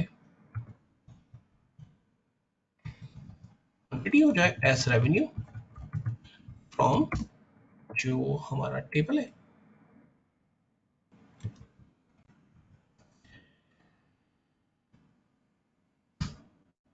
सो अब हम अगर इसको रन करते हैं, आप देखें ये तीनों वैल्यूज हमारे पास जो है वो पॉपुलेट होना शुरू हो गई। तो अगर मैं यहाँ अपने स्ट्रक्चर से किसी वैल्यू को रिमूव कर दूं तो हमारे पास जो है वो वैल्यू सारे जो जो दो वैल्यूज है वो हमारे पास जो है वो नजर आनी शुरू हो जाएगी। ठीक है, तो ये बेस्ट पार्ट हो गया। और अगर मुझे सिर्फ रेवेन्यू देखना है, ठीक है, मुझे रेवेन्यू का एक ग्रैंड टोटल फॉर एग्जांपल देखना है, तो हम क्या कर सकते हैं कि भाई सेलेक्ट करें और एक फॉर्मूला हम ले देते हैं सम, जिसमें हमने कहा price multiply by quantity S revenue हो जाए, और फ्रॉम जो हमारा बाकी टेबल है वैसे ही हम कर देते हैं और इसे रन करते हैं F5। सो हमारे पास रेवेन्यू है 23256,308। और अगर मैं यहाँ पर एक कार्ड के अंदर control C and control V, बल्कि यहाँ बॉटम पे में नजर आ रहा है 23256,308। आप देखिए सेम नंबर यहाँ पर हमारे पास पॉपुलेट हो रहे हैं। ठीक है, तो लाइक एक्चुअल में रेवेन्यू कॉलम एग्जिस्ट नहीं करता, लेकिन उसके को यूज मतलब लाइक उसके बेसिस पर अगर हम कोई फॉर्मूला जनरेट करना चाहें तो ये कैसे पॉसिबल होगा, उसके जरिए हमने देखा। और यहाँ पर कंडीशन सॉर्ट ऑफ हमारे पास इनर जॉइन की ही अब तक आपने देखा वो यूज हो रही है। अच्छा, लास्ट में जब हमने एक्टिविटीज देखी, फॉर एग्जांपल अगर ग्रुप बाय करना है, ग्रुप बाय कहलाती है कि जब आपके पास डुप्लीकेट वैल्यूज आ रही होती हैं, तो उन वैल्यूज को आप एग्रीगेट कर देते हैं और उसके बेसिस पर रिजल्ट देख रहे हैं। तो मुझे देखना है लाइक प्रोडक्ट वाइज जो मेरा रेवेन्यू जनरेट हो रहा है, या मुझे सिंपल दो ही चीजें देखनी है, लाइक प्रोडक्ट और रेवेन्यू को, दो चीजों को सिर्फ देखना है। तो मैं एक सिंपल सी क्यूरी बना सकता हूँ कि मुझे प्रोडक्ट नेम दिखा दो और सम कर दो basically quantity multiply by price को, और रेवेन्यू के कॉलम के अंदर एग्जैक्टली हमें वो वैल्यू दिखा दो, तो हमें पता चल जाएगा कि ईच प्रोडक्ट से हमें कितना रेवेन्यू जनरेट हुआ। और लास्ट में हम लगा देंगे simple group by product name, क्योंकि प्रोडक्ट के बेसिस पर डाटा को हमने बेसिकली एग्रीगेट करके देखना है कि ईच प्रोडक्ट से हमें बिजनेस कितना जनरेट हो रहा है। तो लेट्स एग्जांपल अगर मैं इसी टेबल में थोड़ी सी अल्टरेशन कर लूँ और फिर एसक्यूएल पे चलते हैं और क्यूरी बना लेते हैं। सो यहाँ पर मैं कस्टमर नेम हटा देता हूँ, प्राइस हटा देते हैं और क्वांटिटी को हटा देते हैं, और हम रेवेन्यू के अंदर एग्जैक्टली उस वैल्यू को कंपेयर करने की कोशिश करेंगे। तो ये मेरे पास प्रोडक्ट वन पॉपुलेट हो रही है जिसका रेवेन्यू है 369,765। सो हम आते हैं एसक्यूएल के अंदर और सिंपल सी क्यूरी हमने बना दी कि भी आप हमें सेलेक्ट करें फॉर एग्जांपल प्रोडक्ट नेम के कॉलम को और सम कर दें quantity multiply by price as revenue. ठीक है, विच टेबल से, सो हमने कहा फ्रॉम जो हमारा एसक्यूएल का सेल्स टेबल है वहां से, और इनर ज्वाइन कर दे इस टेबल से। इनर ज्वाइन में हमने से कहा कि देखें 2 ईयर सेल्स डाटा के टेबल में हमारा एक कॉलम है बेसिकली प्रोडक्ट आईडी,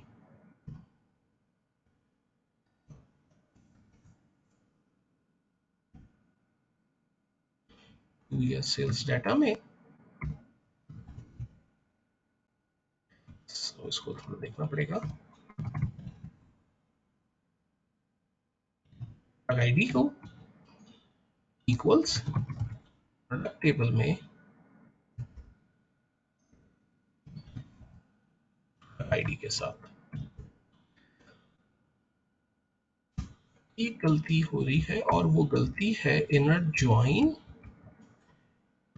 इस टेबल के साथ, हमने कहा इनर ज्वाइन करो प्रोडक्ट के टेबल के साथ और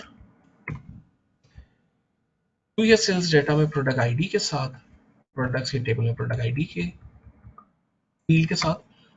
ये तो हमें यहां तक पहुंचने पर एग्जैक्टली हमें शो करने की कोशिश करेगा जो प्रोडक्ट नेम और क्वांटिटीज हैं उसके बेसिस पर। अगर मैं इसे कह दूं कि ग्रुप बाय प्रोडक्ट नेम करते हैं, तो हमारे पास आप देखें ईच प्रोडक्ट पहले क्यों नहीं रन हुई थी, क्योंकि वहां प्रोडक्ट की नेम्स पॉपुलेट हो रहे थे। ठीक है, यहाँ प्रोडक्ट के नेम पॉपुलेट हो रहे हैं। अब प्रोडक्ट के नेम को अगर मैं क्वांटिटी मल्टीप्लाई बाय प्राइस कर रहा हूँ तो वो बेसिकली एक यूनिक स्ट्रिंग वैल्यू है, तो जिसकी वजह से वो पॉपुलेट नहीं हो रही है यूनिक सिंगल वैल्यू के अंदर, इसलिए यहाँ पर हमारे पास एरर पॉपुलेट हो रहा था, invalid error because it's not a content in either the aggregate function. ठीक है, तो ग्रुप बाय का फंक्शन यूज नहीं हुआ है जो कि हमसे कह रहा है। तो जैसे मैंने ग्रुप बाय कर दिया टेक्स्ट के कॉलम को, प्रोडक्ट नेम के कॉलम को, तो उसके बेसिस पर जो हमारा सम का फॉर्मूला है क्वांटिटी मल्टीप्लाई बाय प्राइस वो एक्जैक्टली वर्क कर गया एज रेवेन्यू और वो वैल्यू जनरेट हो रही है। तो अगर मैं प्रोडक्ट के कॉलम को चेक करूं वहां पर फील्ड को, 369,765 एग्जैक्टली सेम नंबर है, तो आप देखेंगे यहाँ पर नंबर सेम है, एग्जैक्टली 369,765। तो एक बेस्ट आंसर कि अगर आप किसी भी बेसिस पर नंबर को जनरेट करते हैं और उसके बेसिस पर रिजल्ट का आउटपुट लेना चाहें, तो ये आप कैसे ले सकते हैं, ठीक है। अच्छा, अब जिस तरह से हम प्रोडक्ट के बेसिस पर आउटपुट ले रहे हैं, इसी तरह से डेट के बेसिस पर भी हम आउटपुट ले सकते हैं। सो लेट्स एग्जांपल, अगर डेट के साथ प्ले करना हो, जो कि कंपनीज में आमतौर पर बड़ी रिक्वायरमेंट होती है कंपैरिजन के अंदर, या डेली बेसिस पे सेल्स पे, या क्वार्टरली या मंथली, तो उसको अगर हम देखना चाहें, सो हमारे पास डेट का एक टेबल मौजूद है जहां से मैं डेट की फील्ड को ऐड कर लेता हूं और डेली का रेवेन्यू पॉपुलेट कर लेते हैं। सो हमें इससे पता चल रहा है कि फर्स्ट जैन 2015 को जो टोटल रेवेन्यू जनरेट हुआ था वो 25345 है, और यही रिजल्ट अगर मुझे पावर बीआई के अंदर लेकर आना है, तो ये हम कैसे पॉपुलेट करेंगे। अब यहाँ पर डेट का जो टेबल है वो मैंने तो सेपरेटली रिलेशनशिप के थ्रू बनाया है, जो कि पावर बीआई की बेस्ट प्रैक्टिसेस है, लेकिन हमारे पास अगर मैं इसको यहाँ से हटा भी दूँ और परचेज डेट ले लूँ, फॉर एग्जाम्पल इस टेबल टीबीएल टेबल के अंदर हमारे पास परचेज डेट का एक कॉलम मौजूद है जिसमें भी ईच डेट का रेवेन्यू मौजूद है, ठीक है। थर्सडे जनवरी 1 2015 को जो रेवेन्यू जनरेट हुआ है 25345 है। यही रिजल्ट अगर मुझे इन पावर बीआई के अंदर इन इसमें देखना है, तो वो कैसे होगा। तो मुझे सिंपल सी एक्टिविटी क्या करनी होगी कि सेलेक्ट करें, अब की बार क्या हो जाएगा, परचेज डेट, बाकी सम होगा प्राइस और क्वांटिटी एज रेवेन्यू ही उसी तरह से नजर आएगा फ्रॉम 2 ईयर सेल्स टेबल के अंदर, ठीक है। लेकिन अब हमें एक्चुअल में जो डेट है, अब वो इनर ज्वाइन तो लगानी नहीं, क्योंकि उसी टेबल से हम लेकर आ रहे हैं। पहले यहाँ पर कोई अलग से टेबल है नहीं डेट का, ठीक है।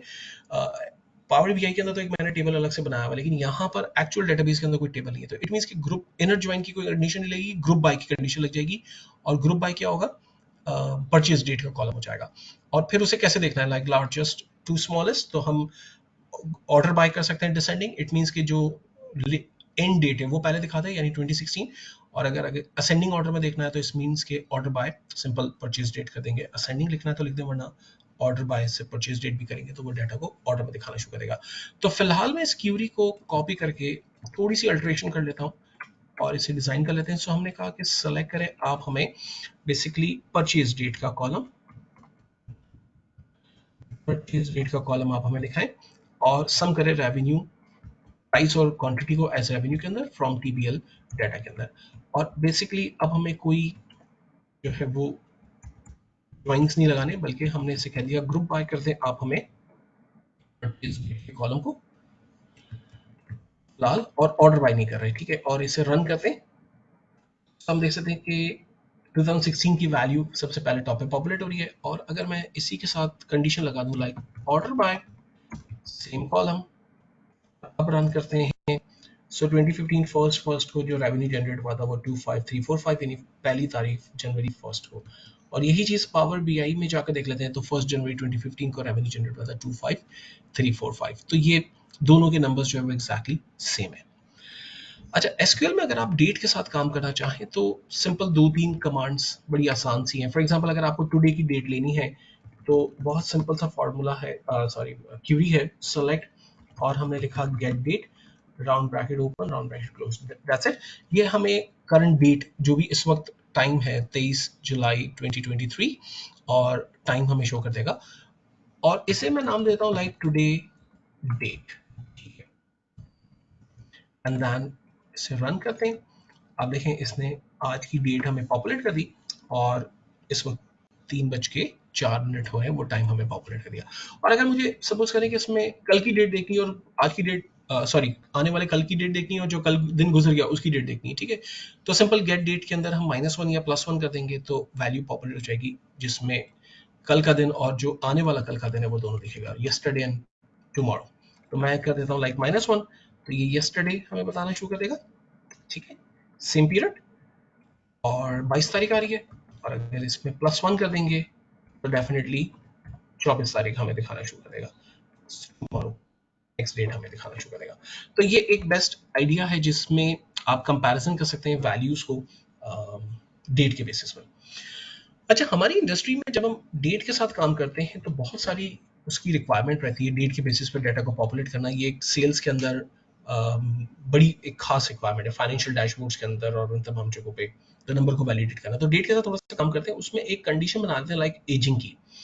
अगर इनवॉइस जनरेट हुई है, अज्यूम करते हैं 15 जुलाई को, और आज है 23 जुलाई, तो आज तक कितनी एजिंग हो गई है उसकी, ठीक है। क्लाइंट को आप क्रेडिट दे रहे हैं सपोज 14 डेज का, और अभी उसके 7 डेज हो गए, तो वो कौन सी इन्वाइसेस है जो कि डेडलाइन से अबव हो गई है। स्टाफ ने आपकी कंपनी को ज्वाइन किया सपोज करें जी 2001 के अंदर, तो आज तक उससे आपकी कंपनी के साथ कितने साल हो गए। स्टाफ की डेट ऑफ बर्थ सपोज करें जी 1990 है, तो आज तक की डेट के हिसाब से उसकी एज क्या हो गई है। तो एजिंग हमारी इंडस्ट्री में बहुत ज़्यादा यूज होती है, उसको थोड़ा सा देख लेते हैं। बहुत सिंपल सा है, फॉर्मूला है डेट इफ के नाम से, डेटेड इफ के नाम से, सॉरी। तो हमने कहा यार सेलेक्ट डेटेड एफ के नाम से एक फंक्शन है, और हमने कहा आप हमें आउटपुट दीजिएगा ईयर का।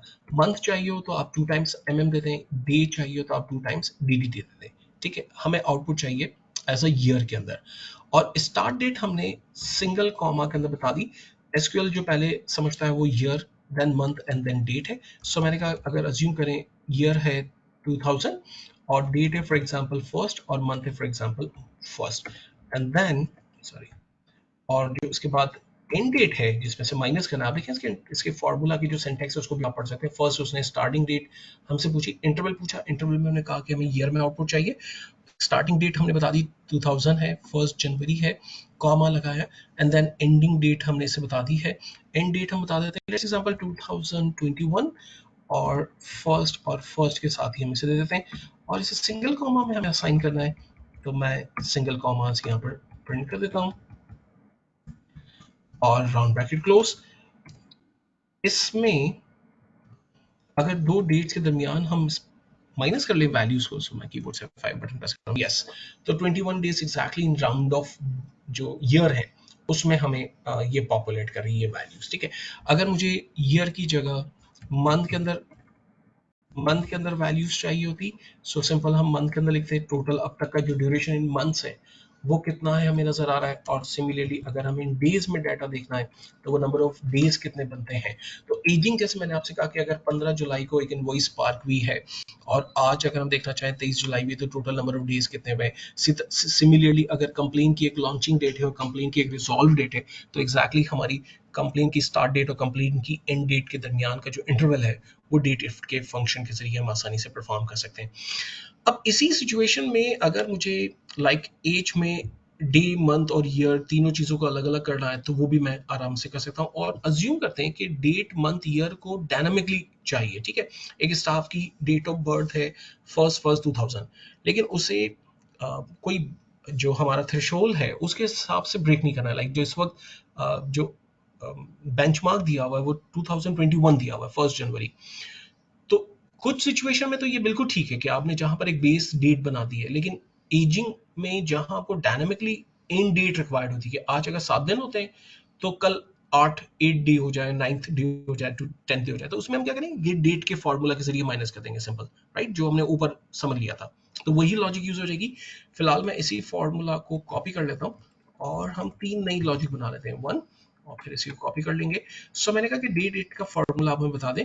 पहले आप हमें ईयर ही बता दें, start date for example this है, लेकिन एंड डेट में हमने गेट डेट का फॉर्मूला यूज कर लिया, and then simple copy paste.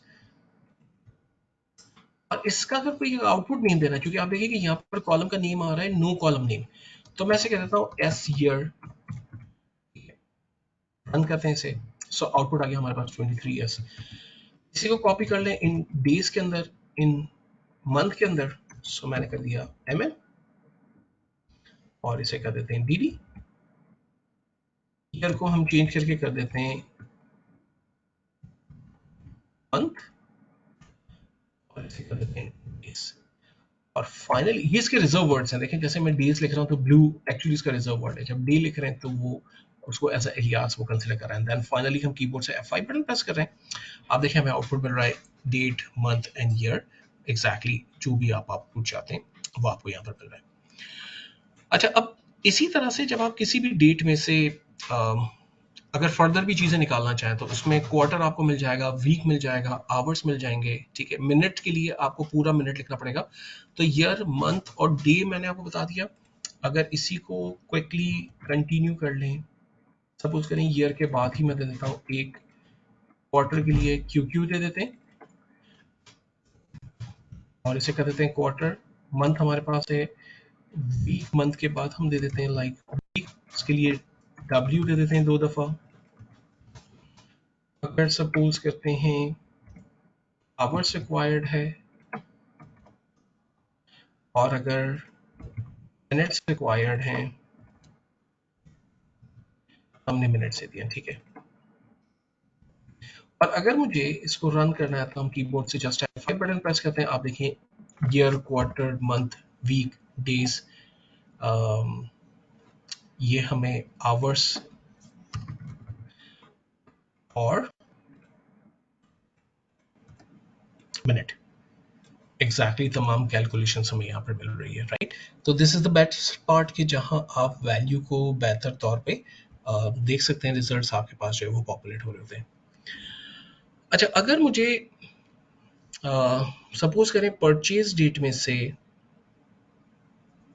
चलें इसको थोड़ा सा पेंडिंग करते हैं। अगर मुझे ईयर वाइज कंपैरिजन करना है और year wise, month wise business को कंपेयर करना है कि हमारा बिजनेस क्या रहता है, तो हम एक फॉर्मूला लिख देते हैं। पावर बीआई पे आते हैं, मैं सारी चीज़ों को फिलहाल डिलीट कर रहा हूँ, control and then select all and then delete. एक न्यू टेबल क्रिएट करते हैं और हमने कहा कि डेट के टेबल से फॉर एग्जांपल आप हमें ईयर दे दें, मंथ नेम दे दें और हमें रेवेन्यू सेल्स टेबल से दे दें, ठीक है। तो इससे हमें पता चल रहा है कि ईच डेट का, ईच मंथ का रेवेन्यू क्या है। अच्छा, ईयर को इसने एग्रीगेट कर लिया, चूंकि न्यूमेरिकल वैल्यू है तो हम इसे कहते हैं कि डू नॉट समराइज, ताकि वैल्यूज इन ईयर के अंदर हमें बेहतर तौर पे नजर आ जाए। 2015 2016 के वैल्यूज पॉपुलेट हो रही हैं और मंथ के नेम सॉर्ट नहीं आ रहे, तो पावर बीआई में हम क्विकली बता देते हैं कि मंथ के नेम को सॉर्ट कर दें आप मंथ नंबर से, ताकि हमारे पास जनवरी 2015 का एग्जैक्टली जो नंबर है वो पॉपुलेट हो जाए, लाइक 1024700। अब अगर यही कैलकुलेशन इन लाइक मुझे एक्सेल पे, एसक्यूएल पे अगर परफॉर्म करनी है, तो हमने कहा भाई सेलेक्ट करें आप ईयर को, ठीक है। और ईयर हमें कहाँ से मिलेगी, सो हमने कहा परचेज डेट से। परचेज डेट हमारे हमारे सेल्स टेबल में मौजूद है एज ईयर, उसको मान लें। डेट नेम दिखा दे हमें, डेट नेम में हमें लाइक आप मंथ बताएं, इसमें से हमने कहा इसी परचेज डेट से, आई एम श्योर यही नाम है, PURCHASE, यस। सो हमने कहा कि इसी परचेज डेट में से एज मंथ नेम और सम कर दें आप price multiply by quantity as revenue from which table, two year sales data के टेबल से। और चूंकि इसमें ईयर और मंथ को हमें एग्रीगेट करके देखना है, तो हम क्या देते हैं, ग्रुप बाय ईयर को परचेज डेट में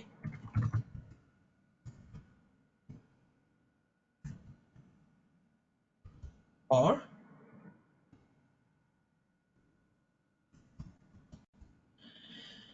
परचेज डेट को भी ठीक कर लेते हैं, स्पेलिंग में कहीं कुछ ग्लिच है। और हम इसे कह देते हैं डेट नेम हमें बता दें परचेज डेट में से।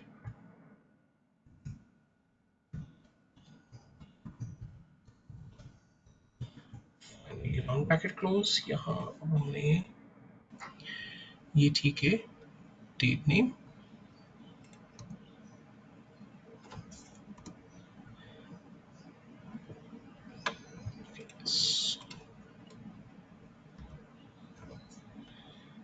ये फंक्शन हमारे पास मंथ नेम हमें बता दे।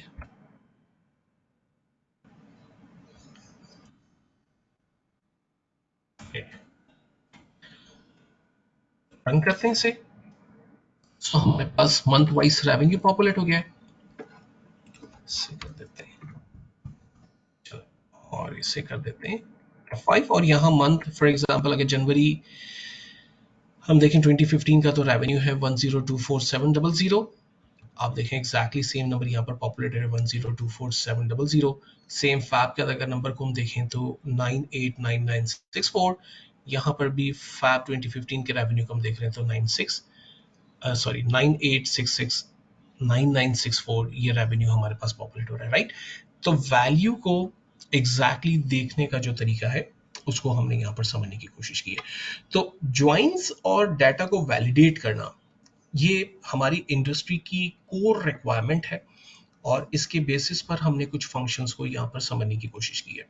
अब चूंकि लास्ट 15 मिनट्स हमारे पास है तो मैं चाह रहा हूँ कि जो टॉपिक हमने पेंडिंग किया था ज्वाइंस का, इसे भी बेसिकली परफॉर्म कर लें अपने पास और पावर बीआई के अंदर। और अगर ज्वाइंस के बेसिस पे जो रिजल्ट हमने पॉपुलेट किए थे इनिशियली लेवल पे, अगर उसके बेसिस पर मुझे पावर बीआई के अंदर रिपोर्ट डेवलप करनी है फुल ज्वाइन आउट ज्वाइन और उसे क्रॉस चेक करना है लाइक कि वो वैल्यूज हमारे पास एग्जैक्टली सेम पॉपुलेट हो रही है नहीं हो रही, तो वो हम कैसे करेंगे।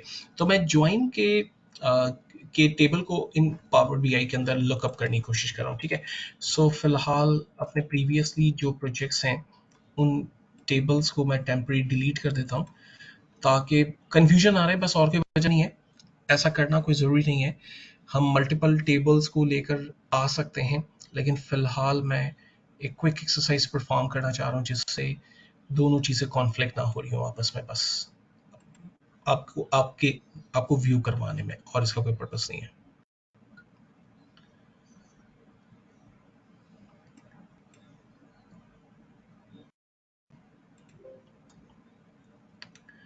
ऑलराइट, थोड़ी सी स्लो परफॉर्मेंस है, चले हम ले आते हैं डाटा को और इसे हम एसक्यूएल पावर बीआई हैंग हो गया, चलें पावर बीआई को क्लोज करते हैं, एक फ्रेश पावर बीआई ओपन करते हैं और इस पे एक्टिविटी परफॉर्म करके देख लेते हैं, राइट।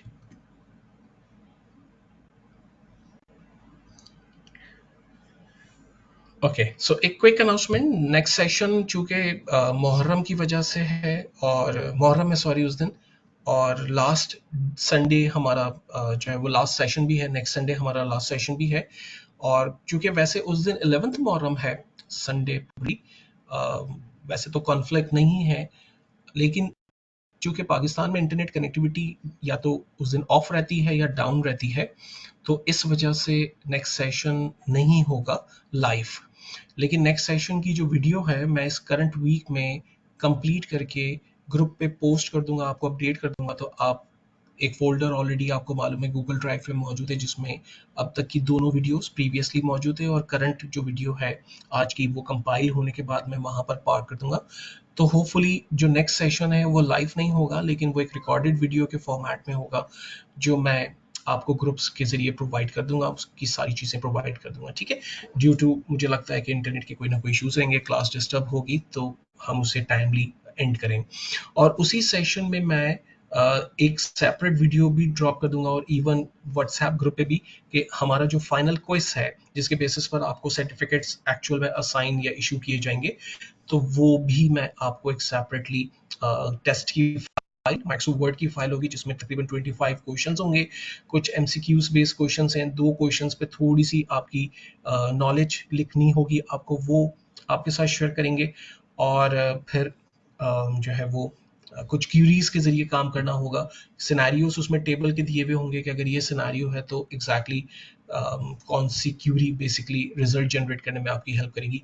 तो तकरीबन 25 क्वेश्चंस हैं, 50-50 के करीब परसेंटेज बनाई हुई है। 50% क्वेश्चंस वो होंगे जिसमें आपको क्यूरीज के थ्रू आंसर्स देने होंगे करेक्ट, और 50% क्वेश्चंस वो हैं जिसमें एमसीक्यूज हैं, और 2 क्वेश्चंस मैंने आपको बताया सेपरेटली है जिसमें सिंपल आपसे 2 सवाल पूछे गए हैं, उसका एक 2 लाइनों की इंफॉर्मेशन आपको टाइप करनी होगी, दैट्स इट। तो ये क्वेश्चन पेपर मैं पीडीएफ फाइल में, और उसे कंप्लीट करने की एक डेडलाइन रख लेंगे लाइक 2 to 3 डेज, और वंस जब आप उसे कंप्लीट कर लेंगे तो उसका एक यूआरएल मैं आपको बता दूंगा जहां पर आप अपना टेस्ट सबमिट करेंगे और वो टेस्ट मैं एनालिसिस करने के बाद, उसे चेक करने के बाद आपके सर्टिफिकेट्स आपके ईमेल एड्रेस पर आपको फॉरवर्ड कर दिए करेंगी, टीम आपको फॉरवर्ड कर देंगी, तो वो आपके कैरियर में डेफिनेटली आपको हेल्प करेंगी, राइट। तो this is the whole agenda. आज हमारी ऑलमोस्ट लास्ट सेशन होगा जिसमें हम कम्युनिकेट कर रहे हैं, लेकिन फर्दर जो कम्युनिकेशन है वो हमारी ईमेल या व्हाट्सएप के जरिए होती रहेगी। तो मैं अपने लास्ट एजेंडा पर आ जाता हूँ दोबारा से, और हम हैं इस वक्त पावर बीआई में, और अज्यूम करते हैं मैं सिस्टम डेटा लेकर आना चाहता हूँ फ्रॉम एसक्यूएल से, और मेरे पास जो एसक्यूएल का कॉन्सेप्ट है वो ये है। फिलहाल मैं अपनी फाइल को क्लोज कर रहा हूँ और इसके सर्वर नेम को कॉपी कर रहा हूँ एंड देन लॉग इन, और हम पावर बीआई में आते हैं, सर्वर नेम दे रहे हैं, इंपोर्ट के थ्रू डेटा को लेकर आ रहे हैं, देन ओके। सो इसने एसक्यूएल टेबल को हिट किया। यहाँ पर एक इंटरवल आता है जो बेसिकली आपसे यूजर आईडी और पासवर्ड ही पूछता है, लेकिन चूंकि मेरे एसक्यूएल का कोई यूजर आईडी पासवर्ड नहीं है, इसलिए डायरेक्टली उसने उसकी तमाम डेटाबेसेस दिखा दी। सो हम ज्वाइंट्स के टेबल पे काम कर रहे थे। आपको याद है मॉर्निंग जब हमने सेशन को स्टार्ट किया था, सो टीबीएल टेबल, डेजिग्नेशन, एम्प्लॉय और जेंडर, ये 4 कॉलम है, लेकिन हमें जो जरूरत थी वो टीबीएल और ज्वाइन के टेबल पे काम कर रहे थे। डिपार्टमेंट और जेंडर हमारे लिए कोई, जो क्यूरीज हमने इनर ज्वाइन की बनाई थी उसमें कोई खास जरूरत ही थी। जो हमारी एक्चुअल नीड है वो एम्प्लॉय टेबल और डेजिग्नेशन, ये 2 टेबल्स हमारी रिक्वायरमेंट है। चूंकि ये डाटा क्लीन एंड ऑर्गेनाइज है तो इसकी फर्दर क्लेंजिंग की जरूरत नहीं है। अगर मैं टीबीएल डिपार्टमेंट को देख लूँ, डेजिग्नेशन देख लूँ, ये भी ठीक है, एम्प्लॉय भी ठीक है, एंड देन जेंडर भी ठीक है। सो ट्रांसफॉर्म डाटा पे जाने की जरूरत नहीं है, लोड के बटन पे क्लिक कर लेते हैं और डाटा यहाँ पर पॉपुलेट होना शुरू हो जाएगा। अच्छा, बैकएंड पे चूंकि ये अगेन एक स्ट्रक्चर्ड डाटा आ रहा है, तो इसने बैकएंड पे रिलेशनशिप्स खुद बना देनी है। हमें जाकर क्रॉस चेक करना है इससे कि अगर उसने रिलेशनशिप्स बिल्ड की हैं तो उन रिलेशनशिप्स को हम खत्म करेंगे और ज्वाइन के जरिए बेसिकली डाटा को पॉपुलेट करने करेंगे। तो इससे पहले जितनी भी एग्जांपल पे आपने देखा था कि हमने इनर जॉइंट्स लगाए थे मल्टीपल टेबल्स के दरमियान, और उसे पावर बीआई में डाटा को वैलिडेट कर रहे थे और एसक्यूएल के अंदर डाटा को एनालिसिस कर रहे थे कि एग्जैक्टली नंबर सही आ रहे हैं या नहीं आ रहे। तो आपने देखा था कि हमने रिलेशनशिप्स के थ्रू काम किया था, ऑल्दो कि प्राइमरी एंड फॉरेन की को यूज करते हुए। लेकिन अभी भी हम प्राइमरी एंड फॉरेन की को ही यूज करते हुए काम करेंगे, लेकिन हम इनर ज्वाइन का कॉन्सेप्ट यूज नहीं करेंगे। हम रिलेशनशिप का कॉन्सेप्ट यूज नहीं करेंगे और ज्वाइंस के बेसिस पर डाटा को लुकअप करने की कोशिश करेंगे। तो वंस ये डाटा क्विकली हमारे पास पॉपुलेट हो जाए, और फिर उसके बाद हम थोड़ी सी आगे बात कर लेते हैं।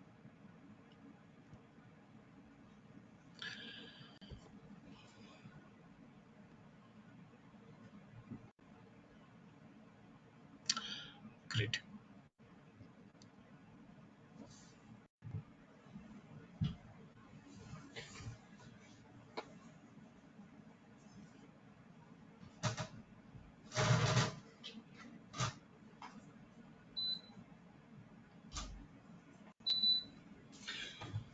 Alright, so once we get the data, और हम क्रॉस चेक कर लेते हैं लाइक रिलेशनशिप के सेक्शन में जाकर, और हमने देखा कि यहाँ मॉडलिंग में उसने खुद से रिलेशनशिप्स बिल्ड कर दी हैं। सो क्विकली इनके रिलेशनशिप्स को डिलीट करते हैं, right click, delete and then delete, और सेम एम्प्लॉय टेबल पे right click and then delete. So मैं अगेन रिपीट कर लेता हूँ, हमारे जो 2 इंपॉर्टेंट टेबल है वो एम्प्लॉय टेबल है और डेजिग्नेशन टेबल है। जेंडर और डिपार्टमेंट फिलहाल हमारे लिए यूज नहीं है। तो इवन अगर इन टेबल्स को हम पावर क्यूरी से ऑफ भी करना चाहें तो राइट क्लिक करके हम इन्हें डिलीट कर देते हैं, ताकि जब हम पावर क्यूरी में जाएं और ज्वाइंट्स के कॉन्सेप्ट्स बनाएं तो वहां पर हमारे लिए कोई खास मुश्किल ना हो। अच्छा, अब जो पहली एक्सरसाइज हम पावर क्यूरी में डाटा को वैलिडेट करने के लिए कर रहे हैं, उसमें आपको याद होगा हमने इनर ज्वाइन के टॉपिक को पढ़ा था। इनर ज्वाइन में क्या होता है कि आप फॉरेन की के बेसिस पर प्राइमरी की के कॉलम को, जिनमें दोनों कॉलम की फील्ड्स 100% मैच करती है, वो डाटा हमें लुकअप करना है। तो ट्रांसफॉर्म डाटा में चले जाते हैं। पावर क्यूरी में, पावर बीआई में इनर ज्वाइंट्स आपको मिलते हैं, या ज्वाइंट्स आपको मिलते हैं एक्चुअली पावर क्यूरी के अंदर, ठीक है। सो ये हमारे पास एम्प्लॉय टेबल है जिसमें हमें डेजिग्नेशन को लेकर आना है, और ये मैं इसके आगे लिख देता हूँ लाइक ओरिजिनल, ठीक है। डेजिग्नेशन भी मैं लिख देता हूँ लाइक ओरिजिनल। अब मुझे क्या करना है कि टीबीएल एम्प्लॉय के टेबल में जो डेजिग्नेशन की फील्ड है उसके बेसिस पर डाटा को लुकअप करना है।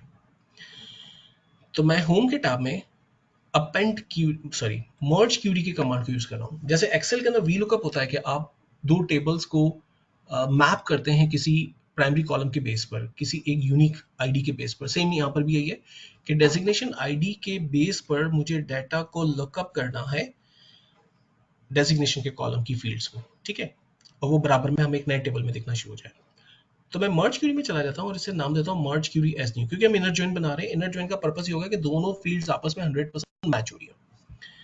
सो हमने लिया सबसे पहले टीबीएल एम्प्लॉई ओरिजिनल टेबल, और सेकंड टेबल हमारे पास है डेजिग्नेशन टेबल। इन दोनों टेबल के अंदर कौन सी फील्ड कॉमन है? सो हमने बताया कि देखें, एम्प्लॉई टेबल में जो फॉरेन की है वो डेजिग्नेशन आईडी है, और डेजिग्नेशन के कॉलम में जो प्राइमरी फील्ड है वो एक्चुअल में डेजिग्नेशन आईडी है। ये दोनों टेबल्स आपस में मर्ज हो गए। अब इसने सवाल किया कि एग्जैक्टली आपको कौन से ज्वाइन के बेसिस पर कंडीशन लगानी। तो यहाँ देखें, left join, right join, full join, inner join, left anti join और लेफ्ट आउटर ज्वाइन। सो अगर मैं इनर ज्वाइन करता हूं तो आप देखें हमारे पास जो रिजल्ट पॉपुलेट हो रहे हैं 8 आउट ऑफ 10 रिजल्ट पॉपुलेट हो रहे हैं। और इनफैक्ट अगर मैं लेफ्ट ज्वाइन के टेबल की वर्किंग कर रहा हूं तो यहाँ पर भी हमारे पास सेम रिजल्ट पॉपुलेट हो रहे हैं, क्योंकि लेफ्ट इस टेबल को वो कंसिडर कर रहा है, राइट की सारी वैल्यूज को लुकअप करने की कोशिश कर रहा है। तो यहाँ पर किसी की भी डेजिग्नेशन 4 नहीं है, जिसकी वजह से रिजल्ट नहीं आएगा। तो 8 रिजल्ट मैच हो रहे हैं। सेम अगर मैं इसे इनर ज्वाइन करता हूं तो इनर ज्वाइन में इनर ज्वाइन करता हूं तो यहां पर भी डेजिग्नेशन के अंदर 1 2 3 मौजूद है, और यहां पर 1 2 3 मैच हो रही हैं। जो मैच नहीं हो रही वो रिकॉर्ड नहीं दिखाएगा। टोटल 8 रिकॉर्ड्स हमारे पास पार्क हो रहे हैं। सो फिलहाल मैं इसे ओके करता हूं और मेरे पास एक न्यू टेबल मर्ज के नाम से पॉपुलेट हो रहा है। इस मर्ज के टेबल को मैं नाम देता हूं लाइक इनर ज्वाइन।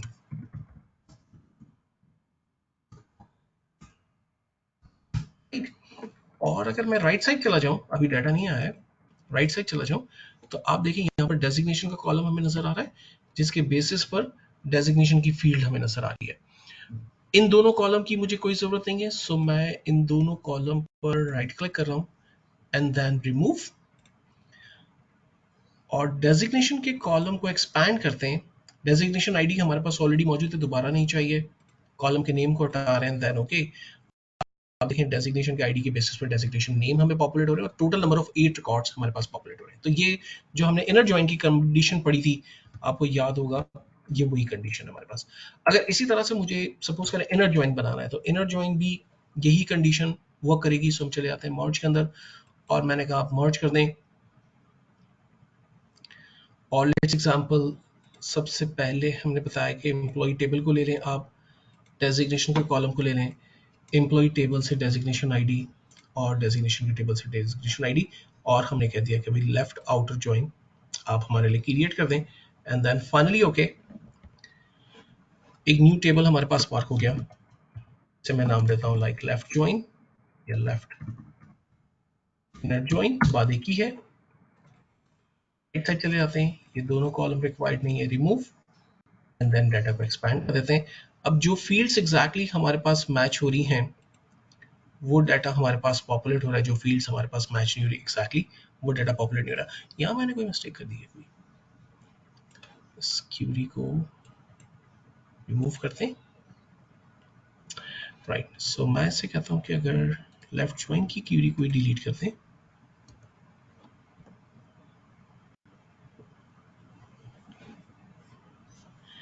राइट, नहीं लेफ्ट ज्वाइन जो है वो हमारे पास आउटपुट 10 रिकॉर्ड्स ही देगा, सही था ये बिल्कुल। सो अगर मैं ऐसे कहूँ कि हमें क्यूरी बना दे जो लेफ्ट टेबल को बेस करे, जो मैच हो जाती हैं वो रिकॉर्ड्स हमें दिखा दे, और जो मैच नहीं होती हैं डेफिनेटली उन रिकॉर्ड्स को एज अ ब्लैंक पार कर दे, डेजिग्नेशन के कॉलम से और डेजिग्नेशन के कॉलम से। और हमने कह दिया लेफ्ट ज्वाइन। सो ये हमें 8 आउट ऑफ 10 रिकॉर्ड्स मैच कर रही हैं लेफ्ट कॉलम के बेसिस पर, लेकिन जो वैल्यूज मैच नहीं कर रही हैं वो भी नल आ रही है। इनर में क्या होगा कि जहां पर वैल्यूज 100% मैच हो रही हैं सिर्फ वही आप देखते हैं, जबकि लेफ्ट ज्वाइन में जो वैल्यूज मैच नहीं कर रही होती है लेफ्ट कॉलम के बेसिस पर, उन वैल्यूज को एज अ नल दिखाता है यहाँ पर देखें, लेकिन वो वैल्यूज एक्चुअल में दिखती जरूर है, ठीक है। सो मैं इन अनवांटेड कॉलम्स को रिमूव कर रहा हूँ और फाइनली एक्सपैंड करते हैं। आप देखें जहां पर वैल्यूज 100% मैच हो रही हैं हमें वो नजर आ रही है, नहीं होगी वहां हमें नल नजर आ रहा है। और राइट ज्वाइन में क्या होगा कि डेफिनेटली हमें टोटल नंबर ऑफ रिकॉर्ड्स 9 दिखेंगे, बिकॉज के जो 8 फील्ड्स हैं वो तो 100% मैच हो रही हैं, 8 रिकॉर्ड्स 100% मैच हो रहे हैं, लेकिन जो एक कॉलम अदर्स यहाँ पर मौजूद है, दिस वन अदर्स, हमारे पास एम्प्लॉय टेबल में किसी को भी असाइन नहीं है, तो उसकी वैल्यू एज अ नल हमें नजर आना शुरू हो जाएगी। ठीक है, तो हम देख लेते हैं, मर्ज में चले जाते हैं और मैं से कहता हूं कि भाई आप एम्प्लॉय टेबल को ही ले लें, डेजिग्नेशन आईडी, और डेजिग्नेशन के टेबल के साथ डेजिग्नेशन के कॉलम को और राइट ज्वाइन लगा दें। तो अब इट मीन्स कि इस टेबल को कंसिडर कर रहा है, इस टेबल के बेसिस पर टोटल नंबर ऑफ रिकॉर्ड्स हमारे 3 मैच हो रहे हैं, अदर्स 4 किसी को भी असाइन नहीं है यहाँ पर। फाइनली ओके करते हैं, आप देखिए एक न्यू टेबल आ गया, इसका नाम दे देते हैं लाइक राइट ज्वाइन। तो जहां पर डेजिग्नेशन आईडीज 100% मैच हो रही हैं, उनकी वैल्यूज भी पॉपुलेट होंगी, और जहां पर मैच नहीं हो रही है, लेफ्ट की कंडीशंस वो नल दिख रही हैं। फिलहाल मैं अनवांटेड कॉलम्स को रिमूव कर रहा हूं।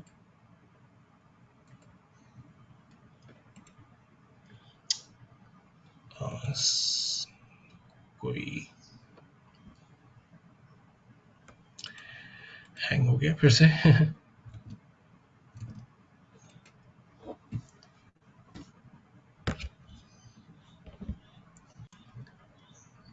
Just a second.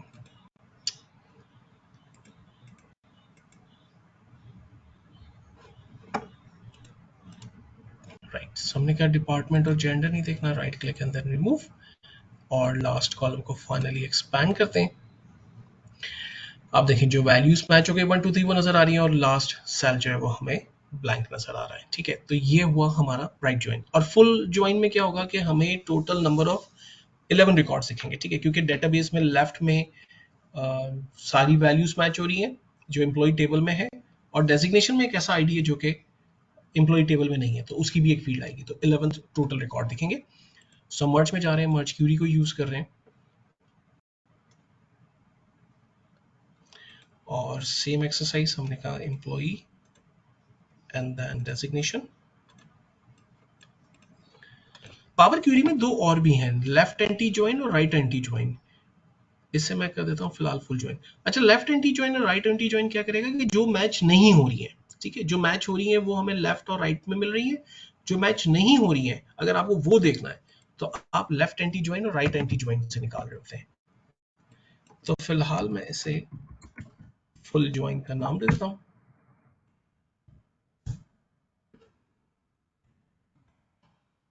और इन दोनों कॉलम्स को रिमूव करके फाइनली टेबल एक्सपैंड कर देते हैं। आप देखें टोटल नंबर ऑफ रिकॉर्ड्स 11 हमें नजर आ रहे हैं। अब इसमें फाइनली क्लोज एंड अप्लाई कर देते हैं, और फाइनल आपने देखा कि जो ज्वाइंस के बेसिस पर डाटा को हमने पॉपुलेट किया। अब मल्टीपल ज्वाइंस भी हो सकते हैं, जैसे आपने देखा था कि इनर ज्वाइन है। फिलहाल तो हम पावर क्यू बीआई के अंदर आपने देखा था कि हमने सिर्फ डेजिग्नेशन को लिया था, लेकिन अगर जेंडर को भी लाना होता और अगर मुझे डिपार्टमेंट को भी लाना होता तो इट मीन्स कि मैं मल्टीपल ज्वाइंस लगाता ना यहाँ पर भी। तो वही चीज एसक्यूएल के अंदर आप इनर ज्वाइन की बेसिस पर डाटा को लेकर चल रहे होते हैं और डाटा को बेहतर तौर पर पॉपुलेट कर होते हैं, राइट। और ये बहुत इंपॉर्टेंट है, प्लीज इसकी प्रैक्टिस कीजिएगा। डिफरेंट सोर्सेज हैं, चैनल्स हैं जिन पर जाकर आप रिव्यू कर सकते हैं, चीज़ों को लाइव एक्सपीरियंस कर सकते हैं। वीडियो मैं आपके साथ शेयर कर लूंगा, तो इसको भी आप एक्सपीरियंस करके देखिएगा, राइट। कोई सवाल अगर है तो क्विकली बता सकते हैं। मैं दोबारा से क्विकली रिपीट कर देता हूँ, नेक्स्ट संडे, आज हमारी लास्ट क्लास है जो लाइव सेशन के हवाले से है।